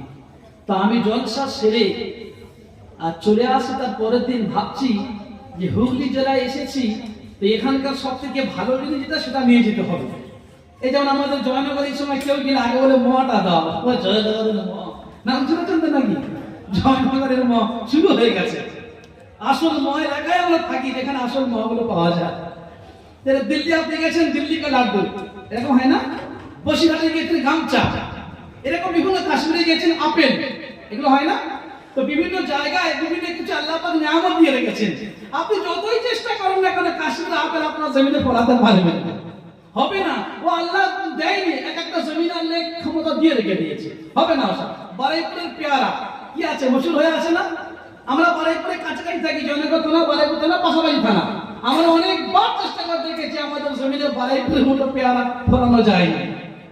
মানে এক একটা জমিনের ভিতরে আল্লাহ পাক এক একটা ক্ষমতা দিয়েছে, যাতে করে মানুষ একেবারে মুখাপেক্ষি হয়ে থাকে। তোমার পেয়ারার প্রয়োজন আমার কাছে এসো, আমার মায়ের প্রয়োজন তোমার কাছে চলে যাবে। সবাই বান্দা মানে একেবারে মহতাজ, শুধু মহতাজ তিনি নন, তিনি হলেন আমার আল্লাহ, বলেন সুবহানাল্লাহ। আল্লাহ ছাড়া পৃথিবীর সবাই সবার মহতাজ। তো আমি হুগলি স্টেশনে দাঁড়িয়ে চিন্তা করতে কি নেওয়া যায়। বাড়িতে গেলে বলবো যে তা হুগলি স্টেশনে একটা নতুন খাবার জেলা জলসা করতে এসেছি। তো আমি দেখলাম যে স্টেশনে এরকম কোটোতে কোটোতে রাখা আছে, সুন্দর সুন্দর দেখতে মনে হচ্ছে আমার। আমি ভাবলাম তাহলে খুব সুন্দর সুন্দর আচার এগুলো, যাই হোক কম সঙ্গে একটা কিছু নিয়ে যাই। আর বাড়িতে অনেক আচার পছন্দ করে, ভাববো এখন যে বাবা হুগলি জেলার আচার নিয়ে এসেছি, ভালো হোক খারাপ হোক, জেলা পরিবর্তন হতে দাম বেড়ে যাবে। তো আমি দোকানের সামনে বানিয়ে বলছি না, আমার সঙ্গে ঘটেছে। আমি দোকানের সামনে দাঁড়িয়ে বলছি, কাকু এই আচারটা কত দাম? হিন্দু দোকানদার আমার দিক থেকে হাসছে, বলছে হুজুর এই আচারটা আপনার খাওয়া যাবে না। কেন? বলে গরুর পায়খানার পেশাব মিক্সড করে এটা আচার করা হচ্ছে। বলে কেন? বলে দেখো বলেছে তো যে গরুর পেশাব পায়খানা পান করলে করোনা ভাইরাস দূর হয়। বলছে আমি আমার দোকানে এই পর্যন্ত 100 আচারের করে বেঁচে দিয়েছি। কত আচারে করে বেঁচেছে? 100। আমি ওখান দাঁড়িয়ে বললাম, আল্লাহ গো তুমি আচার খাওয়া থেকে বাঁচিয়েছো। আমার মনে হয় প্রতিদিন পাওয়া যাবে যে 100 আচার নিয়ে সব কটা হাসপাতালে করোনা ভাইরাসে ভর্তি হয়ে গেছে। হ্যাঁ, তারা বলছে গরুর গোশত খাওয়া যাবে না, গরুর পেশাব খাওয়া যাবে। আমার আল্লাহ বলছে গরুর গোশত খাওয়া যাবে, পেশাব খাওয়া হারাম। বলুন সুবহানাল্লাহ, ঠিক না? আমার আল্লাহ বলছেন গরুর গোশত তোমার জন্য হালাল, কিন্তু গরুর পেশাব পায়খানা তোমার জন্য হারাম। আমরা ভাবলাম এই মারামারি হচ্ছে বলে কিলখানা হটিয়ে নাও। বলছে কেন? বলছে দুর্গন্ধ থেকে জানা পেশাব পায়খানা ভর্তি হয়ে আছে। আমি তখন বললাম সরকারের সঙ্গে যোগাযোগ করো, অনেক জায়গায় টাকা দিয়ে বিক্রি হচ্ছে, আমরা ফ্রি পয়সা দিয়ে দেবো না, যে আচার তৈরি করা পাচার করে দাও, খেলে মানে পাচার করে দাও, আমরা গোশত খাবো আর তোরা পাচার খেয়ে গিয়ে বেঁচে থাকার কথা। এগুলো ঘটছে। তো আমার নবীর সুন্নাত নিয়ে বক্তব্য চলছিল, করোনা ভাইরাস সেখানে তারা উঠে পড়ে লাগলো, বলে গরুর পেশাব পায়খানা খেলে সেরে যাবে। আর যে রামগিরি মহারাজ প্রথম খেয়েছে, প্রথমবারই হাসপাতালে ভর্তি হয়ে গেছে। আমার নবী যেটাকে হারাম বলেছেন, আজ পর্যন্ত পৃথিবীর কোন ডাক্তার মাস্টার সেই হারাম জিনিসের ভিতরে এখনো পর্যন্ত তার নিরাময় কিছু পায়নি। ফলে যেগুলো হালাল বলেছেন, সুন্নাত বলেছেন, প্রত্যেকটার ভিতরে বিজ্ঞান গবেষণা করে দেখেছে সবটার ভিতরে কিছু না কিছু মানুষের উপকার লুকিয়ে আছে। বলুন সুবহানাল্লাহ। প্রত্যেকটার ভিতরে, প্রত্যেকটা সুন্নাত ভিতরে আমরা পড়েছি কিতাবে লেখা আছে, এবং আপনার উদ্ধৃতি প্রমাণ দিয়ে লেখা আছে কোন সুন্নাতের ভিতরে কি ফায়দা ঢুকে আছে। আমি আপনাকে যে সুন্নাতের বিষয়ে এখানে বললাম সেটা হলো কুকুরের লালা যদি মাটিতে যায়, সেই বিষয়টা আপনার সম্মুখে বক্তব্য চলছিল। আপনি বুঝুন, নবী করিম আলাইহিস সালাতু ওয়াস সালাম তিনি পৃথিবীতে এসেছেন সমাজকে পরিবর্তন করার জন্য। তার জামানায় বড় হসপিটাল ছিল না, বড় স্কুল ছিল না, তারপরেও তিনি শিখিয়েছেন ডাক্তারি, শিখিয়েছেন মাস্টারি, সবকিছু শিখিয়েছেন। যখন সেখানে শুরু করেছেন তো আরব জামানায় কিছু মানুষ বলছে তোমার মোহাম্মদ পাগল হয়ে গেছে। কি হয়ে গেছে? পাগল হয়ে গেছে। যখন আরব ভূমির মানুষ বলে নবী মুহাম্মদ পাগল, তখন আমার আল্লাহ উপর থেকে কোরআন পাকের আয়াত আবেদন করে বলছেন মা সাহিবুকুম বিমাজনুন। জোরে বলেন সুবহানাল্লাহ। হে পৃথিবীর মানুষ, তোমরা যাকে পাগল বলছো, তোমরা হলো আমার সৃষ্টি, আমি তোমাদের স্রষ্টা। মনে রেখে দাও নবী মুহাম্মদ তিনি কোনো পাগল নয়। বলেন সুবহানাল্লাহ। বলো হো এ বিভিন্ন দেশে গিয়েছে, যে কোরআনটাকে কাব্যগ্রন্থ বানিয়েছে, বড় বড় শায়ের, বড় বড় কবি, তাদের কাছ থেকে কবিতা নিয়ে কোরআনটা বানিয়ে দিয়েছে। কোরআনটা হলো একটা বড় কাব্যগ্রন্থ, নবী মুহাম্মদ বলে একটা শায়ের, সেই কবিতার আকারে কোরআনটা লিখে দিয়েছে। এমন অপবাদ যখন দেয়, তখন আমার আল্লাহ পড়তে কোরআনে কারিমের আয়াত অবতীর্ণ করে বলে আমা হুয়া বিকাউলি শায়ের। বলুন সুবহানাল্লাহ। ওহে পৃথিবীর মানুষ, এই কোরআনে কারিমটা কোন কবির কোন গ্রন্থ নয়, কোন কবির কোন কবিতা নয়, নবী মুহাম্মদ তিনি হাতে লেখেনি। তানজিলুম মির রাব্বিল আলামিন। বলেন কোরআনটা আমি আল্লাহ আমার পক্ষ থেকে অবতীর্ণ হয়েছে। আর এমন একটি গ্রন্থ আমি তোমার জন্য দিয়েছি, যালিকাল কিতাব। এমন গ্রন্থ আমি আল্লাহ তোমার কাছে পাঠিয়েছি, লা রাইবা ফিহি, যার ভিতরে সন্দেহ করার জায়গা নাই। বলুন সুবহানাল্লাহ। মিথ্যা তো দূরের কথা, সন্দেহ করার কোনো জায়গা সেই কোরআন পাকের ভিতরে নাই। আমার নবী যে ডাক্তারিগুলো শিখিয়েছেন, যে মাস্টারি শিখিয়েছেন, যে বিজ্ঞান তিনি বলেছেন, যে সায়েন্স ঘোষণা করেছেন, সব কিছু আল্লাহ পাকের পক্ষ থেকে আল্লাহ নবীকে শিখিয়েছেন, নবী আমাদেরকে বলেছেন। বলুন সুবহানাল্লাহ। আচ্ছা, ডাক্তারিটা নবী আল্লাহ নবীকে শিখিয়েছেন, সায়েন্সটা কি আল্লাহ নবীকে শিখিয়েছেন? হ্যাঁ, কোরআনে কারীমের আয়াত আমার আল্লাহ বলছেন মা ইয়ানতিকু আনিল হাওয়া। জোরে বলুন সুবহানাল্লাহ। ইল্লা ওয়াহয়ু ইউহা। বিশ্বের মানব তোমরা শুনে রেখে দাও, আমার নবী কখনো জীবনে এক সেকেন্ড হলেও স্বেচ্ছায় নিজ ইচ্ছায় কোনোদিন কোনো কথা বলেননি। ইল্লা ওয়াহয়ু ইউহা। আমি আল্লাহ আমার পক্ষ থেকে যে নির্দেশনামাগুলো গিয়েছে, আমার নবী সেটা বিশ্ব মানুষের কাছে শুনিয়েছে। কোরআন পাকের আয়াত তাই হয় মা ইয়ানতিকু আনিল হাওয়া। নবী তার জীবনে কখনো কোনোদিন কোন সেকেন্ডে স্বেচ্ছায় কোনো কথা বলেননি। তাহলে আমার নবী যদি বলে গিয়েছেন কুকুর কোন বর্তনে মুখ দিলে মাটি দিয়ে ধৌত করতে হবে, একটা চিল্লা পরে, এটা কার কথা? জোরে বলুন কার কথা? আল্লাহ পাকের কথা। কার কথা? আল্লাহ পাকের কথা।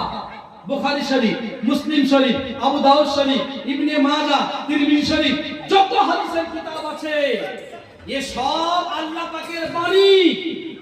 শুধু পাঠ্যকে এতটুকু, কোরআনে কারীমটাকে তেলাওয়াতের হুকুম দেওয়া হয়েছে, আর হাদিসটাকে তেলাওয়াতের হুকুম দেওয়া হয়নি। বলুন সুবহানাল্লাহ।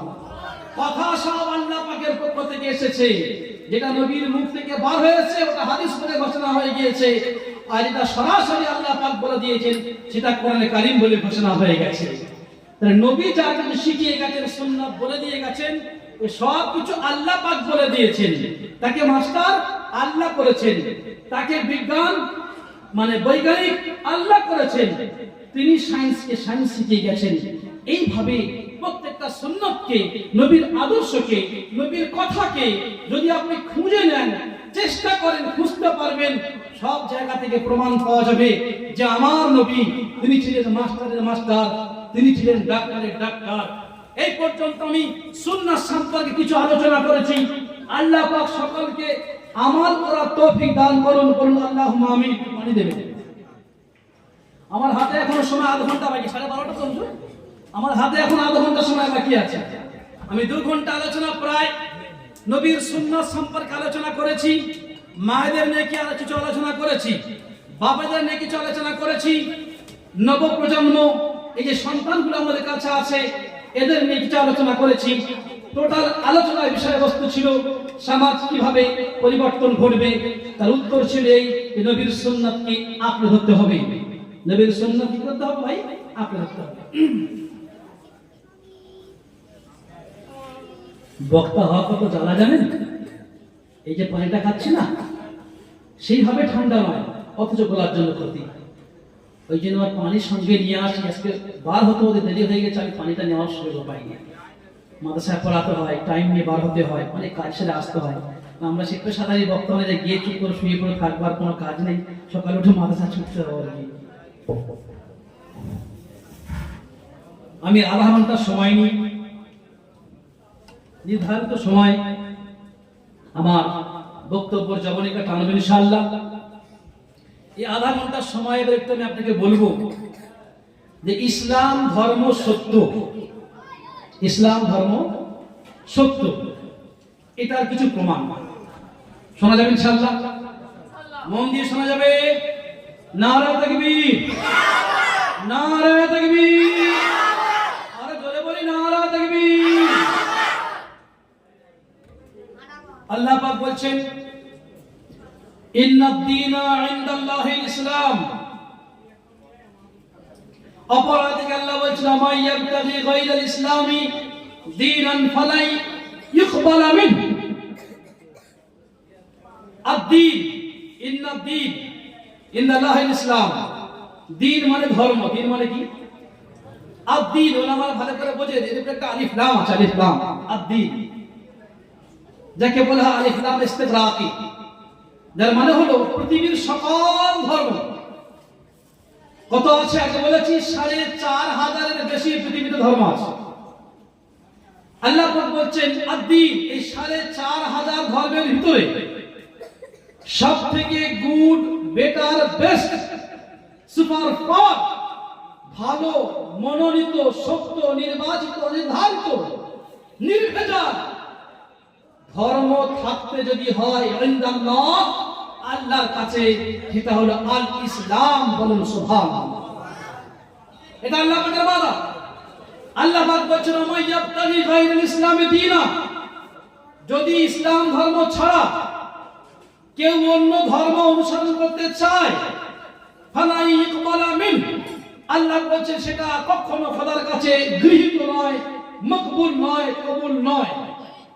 হুজুর, ইসলাম ধর্ম সত্য, বিজ্ঞান দিয়ে বোঝাতে হবে, ইতিহাস দিয়ে বোঝাতে হবে, দর্শন দিয়ে বোঝাতে হবে। ইসলাম ধর্ম সত্য, এটা প্রমাণ নিয়ে নেন। কোন হাজী সাহেব এখানে আছে? হাজী সাহেব হাত তুলুন তো। এই মাঝে মাঝে হাজী সাহেব কেমন আছেন? আচ্ছা, হজ করেছেন? গ্রামে তো অনেক আছেন মনে হয়, অনেক হাজী সাহেবরা হজ করেছেন, গ্রামে আছেন।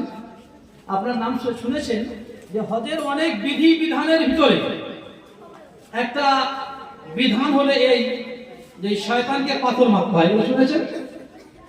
হ্যাঁ, 3টে খুঁটি আছে, 3 সাথে 21খানা পাথর মারতে হবে। বড় শয়তান, ছোট শয়তান, মাঝারি শয়তান, এটা হাজী সাহেবদের নিয়ম।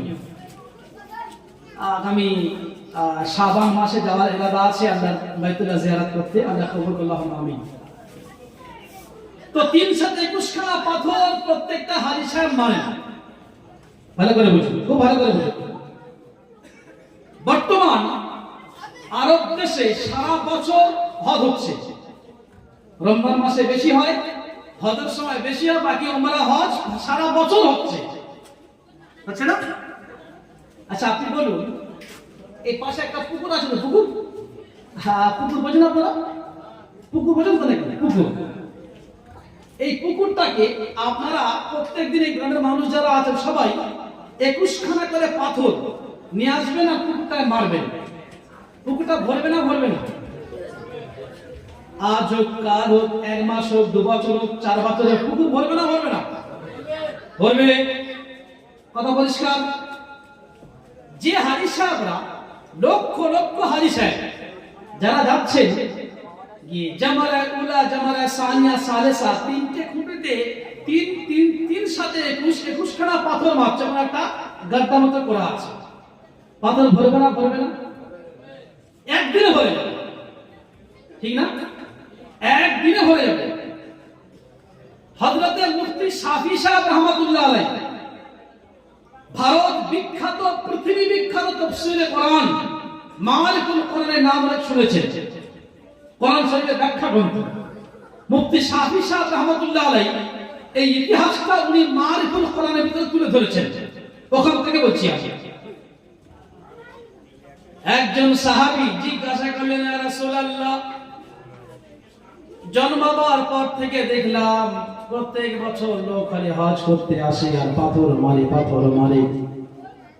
ইয়া রাসূলুল্লাহ হুজুর, ইয়া হাবিবাল্লাহ হুজুর, জন্মাবার পর থেকে দেখলাম খালি পাথর মারা হচ্ছে, পাথর মারা হচ্ছে, পাথর। কিন্তু আমি তো একদিন কাউকে দেখলাম না যে পাথরগুলো ওখান থেকে তুলে নিয়ে সরে অন্য জায়গায় ফেলে দিয়ে আসছে। আল্লাহ রাসূল এমন করে কাউকে দেখলাম না। এটা আপনার কাছে জানতে চাই। বুঝতে পারেননি? পাথরগুলো মারা হচ্ছে, কিন্তু পাথরগুলো তুলে তো ফেলতে হবে, নাহলে ভরে যাবে তো। এই পাথরগুলো তোলা হয় না আজও। আরব জামানায় গিয়ে ফেসবুক লাইভে আমার যে সমস্ত শ্রোতা ভাইরা বক্তব্য শুনছেন, যদি আমার কোনো হিন্দু ভাই আপনি বক্তব্য শুনে থাকেন, আপনাকে আমি বলছি, আমি একটা জায়গায় বক্তব্যে গিয়েছিলাম, হিন্দু ভাইরা সব মাঝে মাঝে ছিল।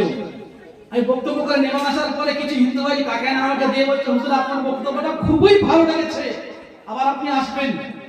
মানে অনেক হিন্দু ভাই আছেন যারা মন দিয়ে শোনেন বক্তব্য, যে কোনটা সঠিক কোনটা বেঠিক। বলুন সুবহানাল্লাহ। একটা জলসায় গিয়েছিলেন, হিন্দু ভাইরা ছিল। এই ফেসবুক লাইভে যদি আমার কোনো হিন্দু মা বোন ভাই শুনে থাকেন, আমি আপনাকে সম্বোধন করে বলছি, আজ আপনি ইসলামকে জানার জন্য আরব জামানায় আরবে যান, সেখানে গিয়ে দেখবেন আরব সরকারের পক্ষ থেকে পাথর তুলে নিয়ে যাওয়ার কোনো ব্যবস্থা নেই। বলুন সুবহানাল্লাহ। সাহাবী প্রশ্ন করলেন, রাসূল জানার খুব মন চাচ্ছে। আল্লাহ রাসূল আলাইহিস সালাম বললেন যে এতদিন পর্যন্ত প্রশ্ন কেন করনি? প্রশ্ন কেন করনি? এটা সবার তো জানার মন চায়। আপনাদের কি মন চায় না? জানতে মন চায় না?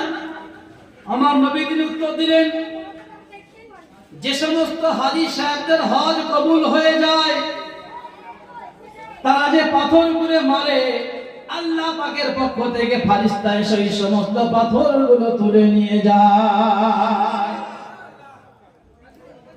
যাদের হজ কবুল হয়, রাতের আধারে আল্লাহ পাক তিনি ফেরেশতাকে নির্বাচন করে রেখেছেন, পাথরগুলো তুলে নিয়ে চলে যায়। আমার নবী সোনার জবানে তিনি উত্তর দিয়েছেন, আপনি বলুন এর থেকে ইসলাম ধর্ম সত্য, নিজের চোখে থেকে বিশ্বাস করবার থেকে বড় প্রমাণ পৃথিবীতে আর কি থাকতে পারে? বলুন সুবহানাল্লাহ। প্রমাণ না এটা নিঃসন্দেহে ইসলাম ধর্ম সত্য হওয়ার এটা একটা প্রমাণ। আজও আছে, কালও থাকবে। ইসলাম ধর্ম মাথা উঁচু করে আছে, মাথা নত করবে না। পৃথিবী শেষ হবে, ইসলাম শেষ হয়ে যাবে। বলুন সুবহানাল্লাহ। নির্ধারিত সময়ের ভিতরে বক্তব্য শেষ করব। বর্তমান ভারতবর্ষের একটা স্লোগান খুব প্রচার হচ্ছে, ভাইরাল হচ্ছে, জয় শ্রীরাম। ঠিক না? আগে মাপ চেয়ে রাখি, কোন ধর্মকে আঘাত করার উদ্দেশ্য নয়, শুধু বোঝানোর জন্য একটা এক্সাম্পল দিয়ে যাচ্ছে। জয় শ্রীরাম হচ্ছে না? আগে পুজোতে এত জয় শ্রীরাম হতো না, এখন যতটা হচ্ছে। বুঝতে পারলেন? আমি গাড়ি নিয়ে আসছি, একটা টোটো ভর্তি হিন্দু ভাইয়েরা মহিলারা আছে, আমি গাড়ি নিয়ে পার হচ্ছি, বলছে জয় শ্রীরাম। আমি তখন হাসতে হাসতে বললাম, মাগো, রামের নাম নেবে, একটা প্রভুর নাম নেবে, এত ভয় ভয় বলছে, জোরে বলো জয় শ্রীরাম। ওরা হেসে ফেলে দিয়েছে, ভয় লাগছে আমার দেখে। তুমি তোমার রামের নাম নেবে, আমার কোরআন বলছে লাকুম দীনুকুম ওয়ালিয়া দীন, তোমার ধর্ম তোমার কাছে, আমার ধর্ম আমার কাছে। তুমি জয় শ্রীরাম করো না, আমার দেখে জয় শ্রীরাম করছো, জোরে বলো রামের নাম, জোরে জোরে নাও। কেন? তারা বলছে যে এই ভারতবর্ষের মুসলমান যারা আছে, এরা আগে ছিল হিন্দু, এদেরকে জোর করে মুসলমান করা হয়েছে। এই বক্তব্য শোনেন, আপনারা শোনেন না? বলছে না? আমি আপনাকে প্রমাণ করে নামবো এখান থেকে যে ভারতবর্ষের প্রথম ধর্মের নাম হলো ইসলাম। বলুন সুবহানাল্লাহ। আমি প্রমাণ করে নামবো, প্রমাণ করেই ছাড়াবো, না হলে বক্তব্য ছেড়ে দেবো। এই ভারতবর্ষের প্রথম স্লোগান হলো লা ইলাহা ইল্লাল্লাহ। বলুন সুবহানাল্লাহ। কেমন করে হয় বুঝুন। এই পৃথিবীতে হযরত আদম আলাইহিস সালাতু ওয়াস সালাম তিনি এসেছিলেন না প্রথম নবী হয়ে, the first messenger of the world, পৃথিবীর প্রথম নবী হলেন হযরতে আদম। তিনি ঘোষণা করেছেন লা ইলাহা ইল্লাল্লাহ। মনে রাখবেন, হযরতে আদম থেকে নিয়ে হযরতে নূহ, এর মাঝখানে অনেক নবী এসেছেন, উম্মত এসেছেন। ঘটনা আপনারা জানেন, কোরআনে কারিমে এসেছে। হযরতে নূহ আলাইহিস সালামের বর্ণনা কোরআনে কারিমে এসেছে। হযরতে নূহ আলাইহিস সালামের জামানাতে ওই যে যখন 950 বছর তিনি আল্লাহর দিকে ডাকলেন, কিন্তু মানুষ তাকে সাড়া দেয়নি। শুনেছেন না? তারপর আল্লাহ পাক বললেন একটা কাস্তি বানাও, নৌকা বানিয়ে নাও। নৌকা উঠে গেল, ছেলে উঠলো।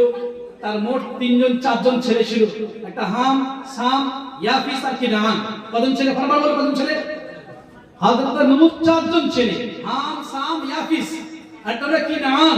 এই কিনান নামক ছেলেটি বেঈমান হয়ে মারা গেছে।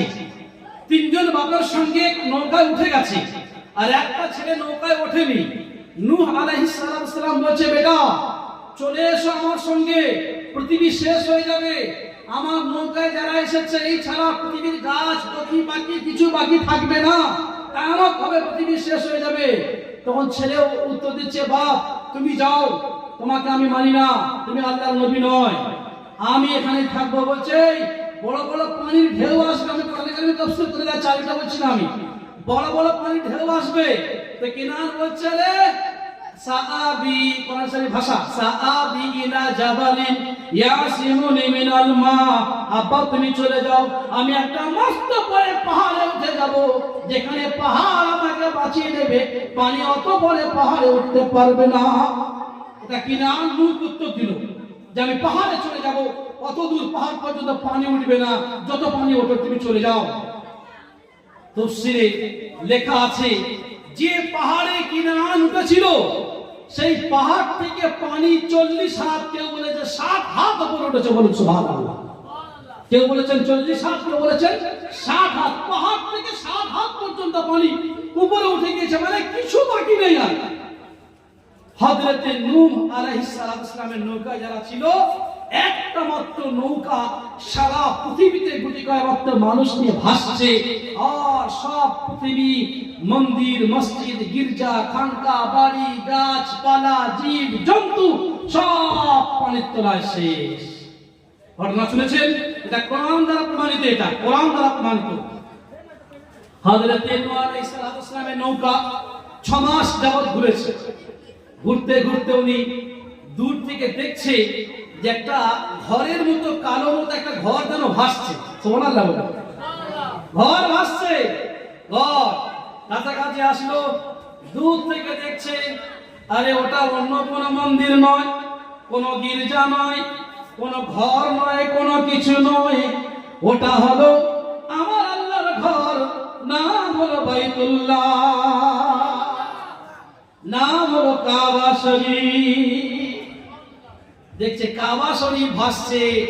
যেদিন পৃথিবীতে সব মন্দির শেষ, গির্জা শেষ, ঘর শেষ, কিন্তু আল্লাহর ঘর বাইতুল্লাহ, কাবা শরীফ ভাসছে। উনি কাবার চতুর্দিকে 7 বার তাওয়াফ করেছেন। বলুন সুবহানাল্লাহ। পানিকে আল্লাহ বললেন, পানি চলে যাও, চলে যাও। কাবা শরীফ নিচে নেমে গেল, পাকিস্তান নিচে নেমে গেল। হযরতে নূহ আলাইহিস সালাম ছেলে পুলে নামলেন।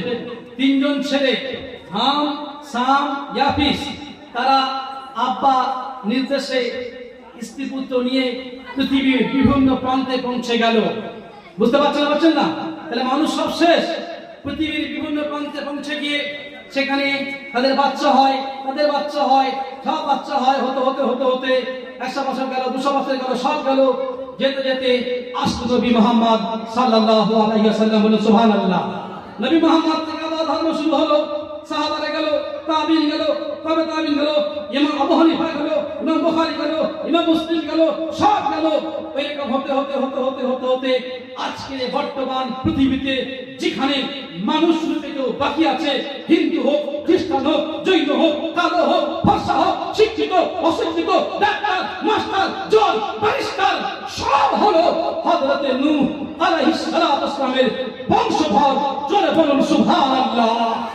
इस्लाम हमारा है, इस्लाम कल था, आज है और आइंदा रहेगा इंशाअल्लाह। बोलूं सुभान अल्लाह। তাহলে the last, the first messenger আদম শুরু করেছেন লা ইলাহা ইল্লাল্লাহ স্লোগান, হযরত নূহ ডুবে নিয়েছেন একই স্লোগান ছিল, স্লোগানে কোনো পরিবর্তন আসেনি। তিনিও ভাষণে ঘোষণা করেছেন লা ইলাহা ইল্লাল্লাহ। মুসা বলেছেন লা ইলাহা ইল্লাল্লাহ, ঈসা বলেছেন লা ইলাহা ইল্লাল্লাহ। হযরত মুহাম্মদ সাইয়্যিদুল আম্বিয়া আফজালুল মুরসালিন নবী মুহাম্মদ বিশ্ব প্রতাপশালী সম্রাট, পাওয়ারফুল ব্যক্তি, বিশ্বের আন্তর্জাতিক খ্যাতি সম্পন্ন আইন বাস্তবায়নকারী নবী মুহাম্মদ আলাইহিস সালাতু ওয়াসালাম, তিনিও মক্কার বুকে দাঁড়িয়ে স্লোগান দিয়েছেন লা ইলাহা ইল্লাল্লাহ। সুবহানাল্লাহ। সাহাবারা বলেছেন লা ইলাহা ইল্লাল্লাহ। আজকের এই 17 নভেম্বর রবিবারে আমরা বলছি লা ইলাহা ইল্লাল্লাহ। বলুন সুবহানাল্লাহ। ভারতবর্ষে ইসলাম ধর্ম প্রথম শুরু হয়েছে, পৃথিবীতে ইসলাম ধর্ম প্রথম শুরু হয়েছে, পৃথিবীর প্রথম স্লোগান লা ইলাহা ইল্লাল্লাহ। এবং আজ সেই স্লোগান বাকি আছে, দ্য ফার্স্ট মেসেঞ্জার, আর আমার নবী তিনি হলেন the last Messenger, prophet Muhammad. তার মুখ থেকে বলা হয়েছে লা ইলাহা, যারা বলুন ইল্লাল্লাহ মুহাম্মাদুর রাসূলুল্লাহ। আর মহাপ্রভুর সঙ্গে বলুন লা ইলাহা ইল্লাল্লাহ মুহাম্মাদুর রাসূলুল্লাহ। এই পৃথিবী যিনি বানিয়েছেন তিনি হলেন আল্লাহ। সেই আল্লাহর প্রথম নবী হলেন আদম, তিনি বলেছেন লা ইলাহা ইল্লাল্লাহ। আর সেই আল্লাহ শেষ নবী হলেন মুহাম্মদ সাল্লাল্লাহু আলাইহি ওয়াসাল্লাম, তিনি বলেছেন লা ইলাহা ইল্লাল্লাহ। আর আজ আমরা বলছি লা ইলাহা ইল্লাল্লাহ। যতদিন পর্যন্ত পৃথিবী বেঁচে থাকবে, মানুষ বেঁচে থাকবে, কিয়ামত হবে না, ততদিন পর্যন্ত পৃথিবীর জমিনে, ভারতবর্ষের জমিনে স্লোগান উঠবে লা ইলাহা ইল্লাল্লাহ। জয় শ্রীরাম ধ্বনি তুলে বলছে এটা ভারতবর্ষের স্লোগান, ইতিহাস ঘেটে পাওয়া গেল না। জয় শ্রীরামটা ভারতের কোন স্লোগান নয়, লা ইলাহা ইল্লাল্লাহ হলো এটাই ভারতবর্ষের স্লোগান। বলুন সুবহানাল্লাহ। ইতিহাসটা বুঝতে পারছেন? ইতিহাসটা বুঝতে পারছেন? তাহলে প্রমাণ পাওয়া যায় যে বিশ্বে প্রথম ধর্ম সেটা হলো ইসলাম, আর সেই ধর্ম টিকে আছে। প্রত্যেকটা নবীর ধর্ম ছিল ইসলাম, প্রত্যেকটা নবীর ধর্মের স্লোগান ছিল লা ইলাহা ইল্লাল্লাহ। ধর্মের 1 লক্ষ মতান্তরে 24,000 পয়গম্বরের ধর্মীয় বিধান, বিশেষ করে স্লোগানের ভিতরে কোনো পার্থক্য নেই, কোনো পার্থক্য নেই। আমাদের ধর্মে কোরআন কটা? কোরআন কটা? আফগানিস্তানে কোরআন কি আলাদা? আলাদা নেই না? সারা পৃথিবীতে মাসলাকাত দিক থেকে শাখায় শাখায় কিছু মতবিরোধ আছে, শাখায় শাখায়।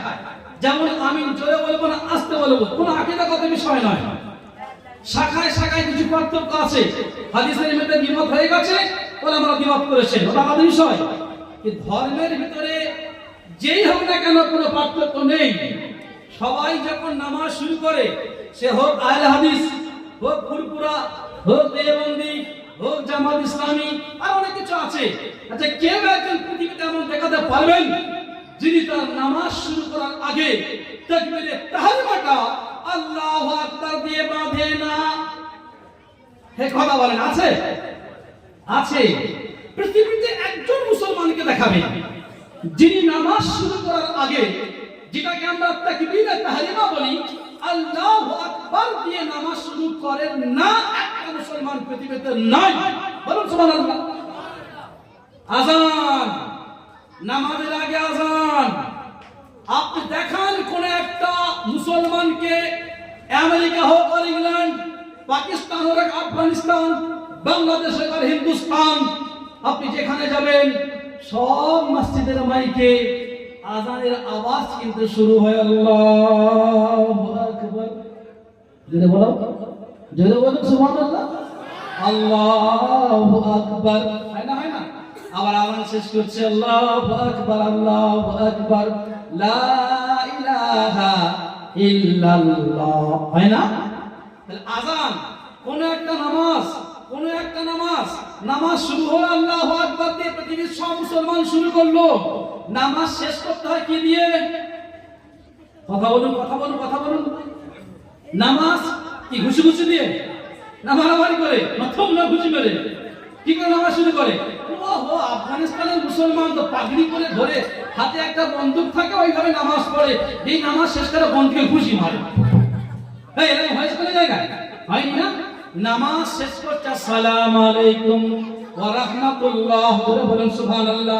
ওহে পৃথিবীর যুবক, কান করে শুনে রেখে দাও, একটা কোন মুসলমান কেমন দেখান যে নামাজটা শেষ করার সময় আসসালামু আলাইকুম ওয়া রাহমাতুল্লাহ বলে না? আছে? কথা বুঝতে পারছেন না? আছে এরকম? নামাজ শুরু করলাম কি দিয়ে? এক কালমা দিয়ে। নামাজ শেষ করলাম একই সালাম দিয়ে। আযান দিলাম একই কালাম দিয়ে। আযান শুরু হলো। কোরআন সবার কি আলাদা? নবী কটা? একজন না? সবার নবী তো? আল্লাহ আমাদের একজন, নবী একজন, কিতাব একটা, ধর্মীয় ইবাদতের পদ্ধতি একটা। আমি এবারে চলে গেলাম পৃথিবীর ৪,৫০০ ধর্মের কাছে। মশাই একটু বলুন না, আপনার ধর্মের সিস্টেমটা কি সব জায়গায় এক? ইতিহাস বলছে না। বলে কেমনে? এই যে চলে গেল দুর্গা পূজা, চলে গেল না? বাঙালি হিন্দুদের সব থেকে মনের আশার ধর্মের পূজার নাম হলো দুর্গা পূজা। ঠিক ঠিক তো? আমি উত্তরপ্রদেশে ৬ বছর পড়াশোনা করেছি। ক বছর? ৬ বছর। উত্তরপ্রদেশের হিন্দু ভাইদের কাছে সব থেকে বড় পূজার নাম হলো সরস্বতী পূজা। কি বললাম? আরে একটা দেশের দেশ ছাড়িয়ে এখন সরস্বতী পূজা। আমি হায়দ্রাবাদে প্রত্যেক রমজান মাসে যাই, ১০ থেকে ১২ দিন থাকি। হায়দ্রাবাদের আমার হিন্দু ভাই যারা আছে, তারা মারা গেলে কবর দেয়। কি করে? কবর দেয়। আর আমাদের জয়নগরে আছে। আর আমাদের দেশে এখানে এখানকার হিন্দুরা মারা গেলে কি করে? পোড়ায়, জ্বালিয়ে দেয়। সবাই তো হিন্দু, ধর্মের পদ্ধতি পাল্টালে কেন? কি এই ব্রেনকে প্রশ্ন করতে পারছেন না? আপনি হিন্দু, অত হিন্দু, ওখানে কবর দিয়ে আপনি পোড়ালেন কেন? কথা বুঝতে পারছেন? পারেননি? কিন্তু আমার আপনার বাচ্চা জন্মগ্রহণ থেকে নিয়ে মায়ের পেট থেকে আসা থেকে নিয়ে কবর পর্যন্ত বিধানটা কিন্তু এক জায়গায় আছে। ঠিক তো নাকি? সবাই যেখানে আছে মুসলমান, মায়ের পেট থেকে যখন পড়েছে, ভূমিষ্ঠ হয়ে পৃথিবীর আলো দেখেছে, মুয়াজ্জিন কিংবা ইমাম সাহেব এসে ডানখানে আযান বামখানে ইকামত দিয়েছে। বলুন সুবহানাল্লাহ। সবাইকে দিয়েছে, কোনো দ্বিমত নাই। আবার সেই বাচ্চা যখন বড় হয়ে তার উপরে ধর্মীয় অনুশাসন চাপছে, ধর্মের পদ্ধতি কি এক দেখেছে। আবার ওই বাচ্চা যখন মারা যাচ্ছে, সবার কিন্তু কবরের শোয়ানোর পদ্ধতিটাও এক। বলুন সুবহানাল্লাহ। দেখেছেন কোন মুসলমানকে ওই কবর না দিয়ে বসিয়ে এনে করে দিয়েছে? আছে? একটা দেখাতে পারবেন যে ওরা আহলে হাদিস বলে ওই জন্য ওদের ওই এরকম বসিয়ে রেখে দিয়েছে? ওরা সেই ফুরফুরা বলে ওদেরকে কবরে দাঁড় করে রেখে দিয়েছে? এরকম আছে কোন জায়গায়? সব মুসলমান কিবলামুখী করে দোয়া পড়ে আল্লাহ রাসূলের কাছে মানে দোয়া করে, আল্লাহর কাছে দোয়া করে, নবীর নাম নিয়ে ওই কবরে শুয়ে দিয়ে আসে কিবলামুখী করে। ঠিক না ভাই? ঠিক তো নাকি? তাহলে মায়ের পেট থেকে আসলাম, পদ্ধতি কি? কথা বলুন, কথা বলুন। পদ্ধতি আবার মা পৃথিবী থেকে খালি হয়ে কবরে চলে গেলাম, পদ্ধতি কি? আচ্ছা, কবরে যখন প্রশ্ন হবে, বলছে ওর ফুরফুরা, ওর কবরের পণ্য আলাদা আছে? বলে কোথায় পড়েছি? বলে দে আমার, তোর কবরের পণ্য আলাদা আছে। তুমি কি করে? বলে আমি আলাদা দিব, তোর প্রশ্ন আলাদা। ওর চেপে সরা করে দেবে, আর আমাকে ঢোল ভেতরে গিয়ে একবার তো ডাকি মেরে সরা করে ওখানে। বুঝতে পারছেন না? সবার সেখানে দাঁড়াতে হবে। একজন ফেরেশতা এসে বলবে, মান রাব্বুকা, ওই পৃথিবীতে কি করিস আমি দেখবো না, বল তোর রব কি? ঠিক না বেটি? তো রবকে প্রশ্ন সমান হবে। তুমি কি আহলে হাদিস, তুমি কি দেওবন্দি, কি জামাত ইসলামী, কি জামাত, তুমি কিচ্ছু দেখবে না। তোমার কবরের প্রশ্ন একটা নাম হলো ফার্স্ট কোশ্চেন, মান রাব্বুকা, বল তোর রব কে? সুবহানাল্লাহ বলুন না। দ্বিতীয় প্রশ্ন হবে, আমান নবিয়ুকা, তোমার নবী কে? বলো তুমি কোন মতে ছেলে পথ ছেলে আমি দেখবো না। হ্যাঁ, নামাজে হাত জ্বালা মেরেছে কি মেরেছে আমি দেখবো না, ঠিক না? আমি জোরে বলেছো না আস্তে বলেছো আমি দেখবো না। আমি তোমাকে দেখবো আমার নবী কা বলো কোন নবীকে তুমি মেনে এসেছো। আমরা সবাই তখন বলবো আল্লাহ আজকে তোমার কাছে দেওয়া আছে আমাদের সবার সেদিন তুমি এইটুকু বলার সুযোগ দিও আমার নবী হলেন মুহাম্মদ। বলুন আল্লাহুম্মা আমিন। দ্বিতীয় প্রশ্ন কবরের মাঝে হবে ওয়ামা দীনুকা, তোমার ধর্মের নাম কি? তোমার ধর্মের নাম কি? আল হাদিস কি বলবে? ইসলাম। জামাত ইসলামী কি বলবে? কথা বলুন কি বলবে? আপনারা কি বলবেন? ইসলাম। দেওবন্দি কি বলবে? ইসলাম। কেন সবাই মুসলমান, তাই না? প্রশ্ন সবারই এক, কত ঠেকা নিয়ে করবি ওখানে ঢুকতেই তো হবে, কোনো ছাড় নেই। যত বড় অবস্থান হয়ে যাও সব জায়গায় টাকা দিয়ে ঘুষ দেখাতে পারো, চাকরি দিতে পারো, ঘর দিতে পারো, ডাক্তার হতে পারো, মাস্টার হতে পারো, সব জায়গায় ঘুষ চলছে। এখন তো মাথা খারাপ করে দিচ্ছে, খালি পড়াচ্ছে হুজুর এটা ঘুষ দিয়ে করছি, জায়েজ হবে? ঘুষ দিয়ে করছি জায়েজ হবে? যাই তুমি করো, মৃত্যুর ফেরেশতা তোমার সামনে যখন আসবে বলে সবে ঘরে টাকা মেরেছি একদম নগদ নগদ নে 2 কোটি ঢেলে দিলাম, চল 3 দিন পর আসবে, এখন 4টে ঘর মারবো তারপর যাবো খাবো। আপস চলবে? আপস চলবে? চলবে? আমার আল্লাহ বলছেন যখন তোমার মৃত্যুর সময় নির্ধারিত হয়ে চলে আসবে লা ইস্তাকদিমুনা সাআতাও ওয়া লা ইস্তাখিরুন, ঘড়ির কাঁটা একটা সেকেন্ড ওদিক হবে না এদিক হবে না। এই পৃথিবীর ভালোবাসা গাড়ি বাড়ি স্ত্রীপুত্র পরিজন স্বজন সব তোমাকে ছেড়ে দিয়ে সাদের গাড়ি বাড়ি ছেড়ে দিয়ে 3.5 হাত কাফন পরে ফকিরের মতো এসেছিলে, ফকিরের কাছে তোমাকে 3.5 হাত মাটির ভিতরে শুতে হবে, একটা সেকেন্ড তোমাকে এদিক ওদিক করতে দেওয়া যাবে না। করতে দেওয়া যাবে? সব চিন্তার একটাই শেষ, মৃত্যু মানুষকে হবেই। সব বিজ্ঞান এখানে শেষ। আজকের বর্তমান পৃথিবীতে অনেক মানে কি বলে পুতুল না দল বলে তৈরি হচ্ছে না, আপনি বুঝতে পারবেন না দাঁড়িয়ে আছে মানুষটা কি কোন একটা মানে কাঠের পুতুল, এরকম নেই, আপনি কল্পনা করতে পারবেন না। কথা বলছে সব করছে কিন্তু তার ভিতরে জীবনটা দিতে কেউ পারেনি। পেরেছে? আত্মা কেউ দিতে পেরেছে? রূহ কেউ দিতে পেরেছে? কত টাকাওয়ালা শেষ হয়ে গেল সব মাটির তলায়।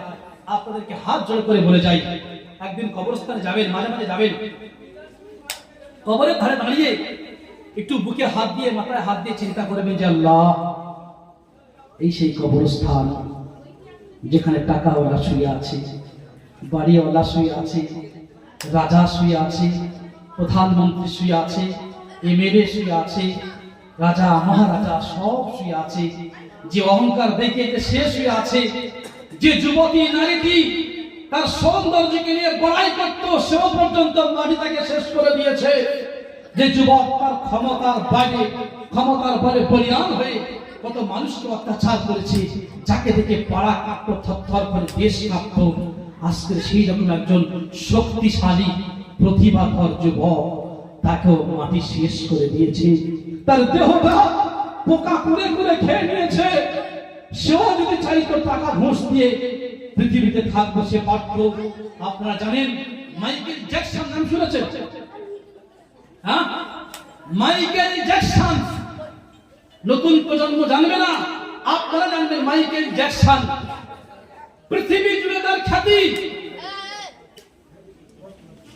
আশা করেছিলেন পৃথিবীতে 150 বছর বাঁচবে, কত 150 বছর, 12খানা পৃথিবীর হাই ফাই এমবিবিএস ডাক্তার বাড়িতে মাইনে দিয়ে রেখেছিল, মাইনে 12খানা এমবিবিএস ডাক্তারের বিনা পরামর্শে মাইকেল জ্যাকসন একটা সেকেন্ড এদিক ওদিক চলেনি। ঘুমানো, রাস্তায় যাওয়া, দেশ ঘোরা, ঔষধ খাওয়া সবকিছু 12খানা এমবিবিএস ডাক্তার যার গোলাম হয়েছিল, কঠিন অর্থের মালিক 12খানা এমবিবিএস ডাক্তারকে পুষে রেখেছিল, আশা ছিল 150 বছর বাঁচবো। হায় 47 পার হলো, 48 পার হলো, মাইকেল জ্যাকসনের বয়স এখন 50 বছর হলো। 50 বছর খুব বেশি নয়। যে মানুষটি 12খানা এমবিবিএস ডাক্তার কাছে রেখে ভেবেছিল বেঁচে থাকবো 150 বছর, 50 বছর পার হলো না, হঠাৎ খবর এসে গেল মাইকেল জ্যাকসন পৃথিবীতে আর নাই। পৃথিবী ছেড়ে আজকে সে শ্মশানে তার চিতায় লাশ জ্বলে উঠেছে। খোদার কসম করে বলে গেলাম, মাইকেল জ্যাকসনের জীবন ইতিহাসে লেখা আছে, মাইকেল জ্যাকসনের মৃত লাশটা ডেড বডিটা তার দেহটা দেখার জন্য একসঙ্গে ইউটিউবে পৃথিবীর কোটি কোটি মানুষ একই সঙ্গে সার্চ করেছে। গুগল পর্যন্ত হ্যাং হয়েছিল। পৃথিবীর কোন মানুষের এত মৃত্যুর সঙ্গে কোনদিন গুগল হ্যাং হয়নি। মাইকেল জ্যাকসন যেদিন বলেছিল তার মৃত্যুর বাড়িটাকে একবার দেখার জন্য মানুষ এত সঙ্গে কৃত্রিম চালিয়েছে, গুগল পর্যন্ত হ্যাং করে চুপচাপ করে বসে গিয়েছিল। বন্ধু, মাইকেল জ্যাকসনকে পৃথিবী ছেড়ে চলে যেতে হয়েছে। আমি আপনি চিরজীবন পৃথিবীতে বাঁচবো না, আমাকে যেতে হবে, আপনাকে যেতে হবে। মাগো, চলে যখন যেতে হবে একটু যাওয়ার মতো যাই। বাবের আমার, ভাইরা আমার, চলে যখন যেতেই হবে যাওয়ার মতো করে যাই। নবীকে একটু স্মরণ করে যাই, 5 ওয়াক্ত নামাজ পড়ে যাই, নবীর সুন্নাতগুলো আমল করে যাই, মুখে দাড়ি রেখে যাই, মাথায় টুপি দিয়ে যাই। ছেড়ে যখন যেতে হবে, এ ভাই কথা বলছে এখানে কি?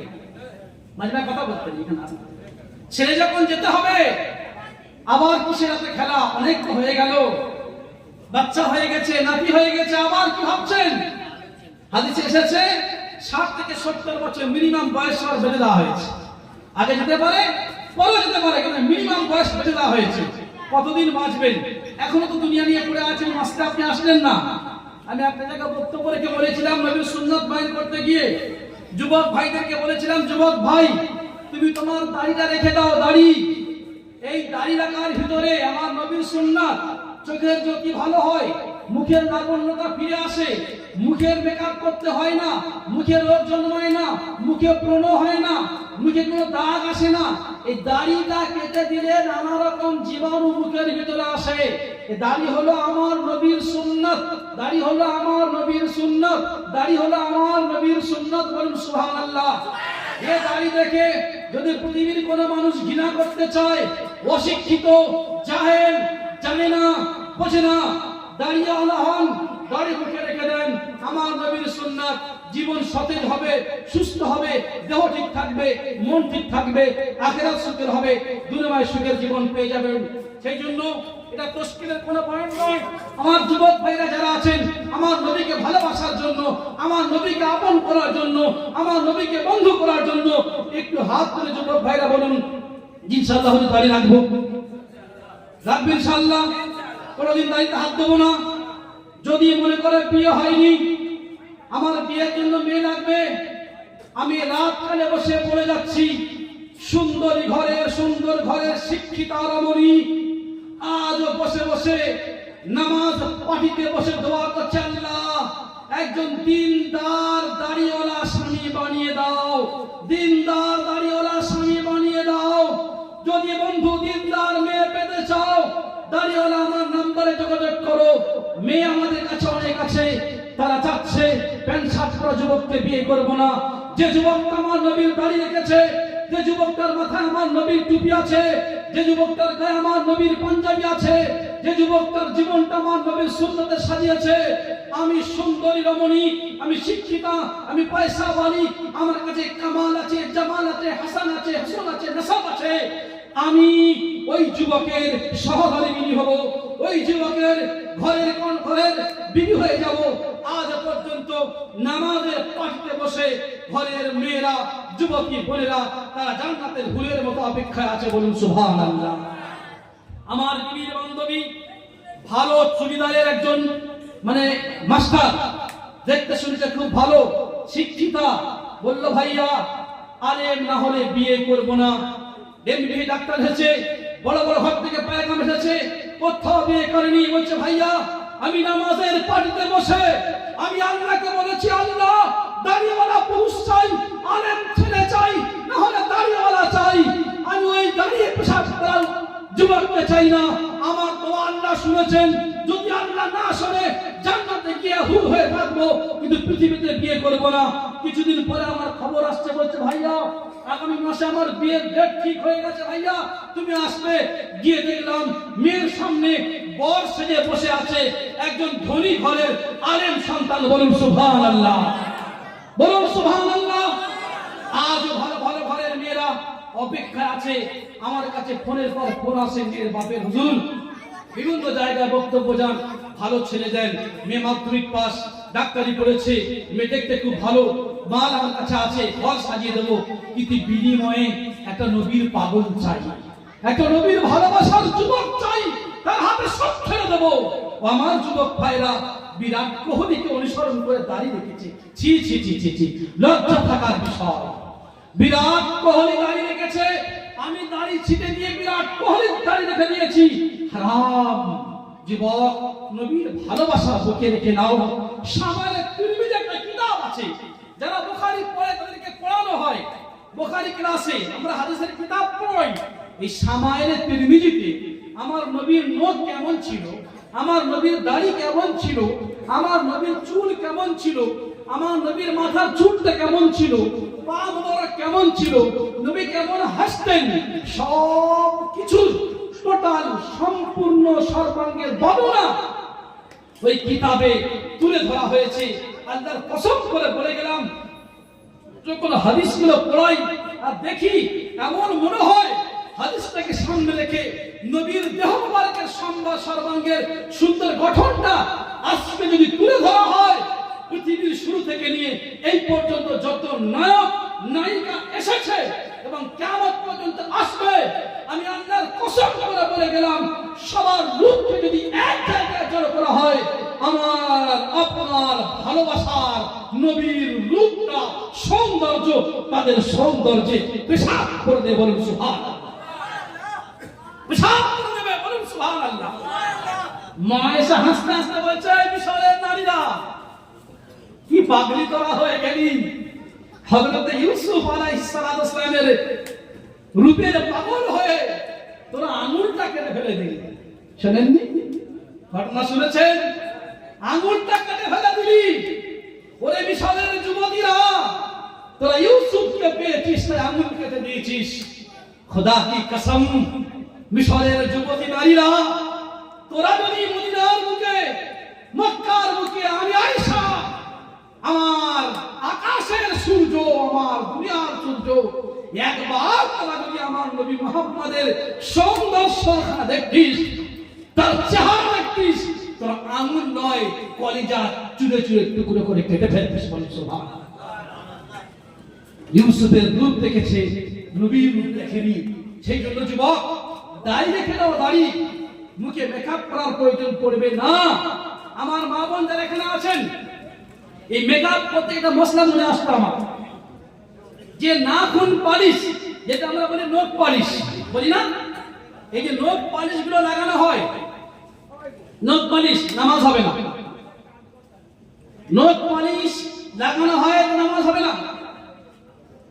এবং ওই কিতাব এটা বলছিলাম আমি, সুন্নত নববীর উপরে ডাক্তাররা লিখছে, ওই নখ পালিশের ভিতরে এত দামি দামি কেমিক্যাল থাকে, আর ওই রংটাকে বারবার আপনি চোখ দিয়ে দেখছেন, যতক্ষণ হাতে থাকবে ততক্ষণ চোখ দেখতে হবে না।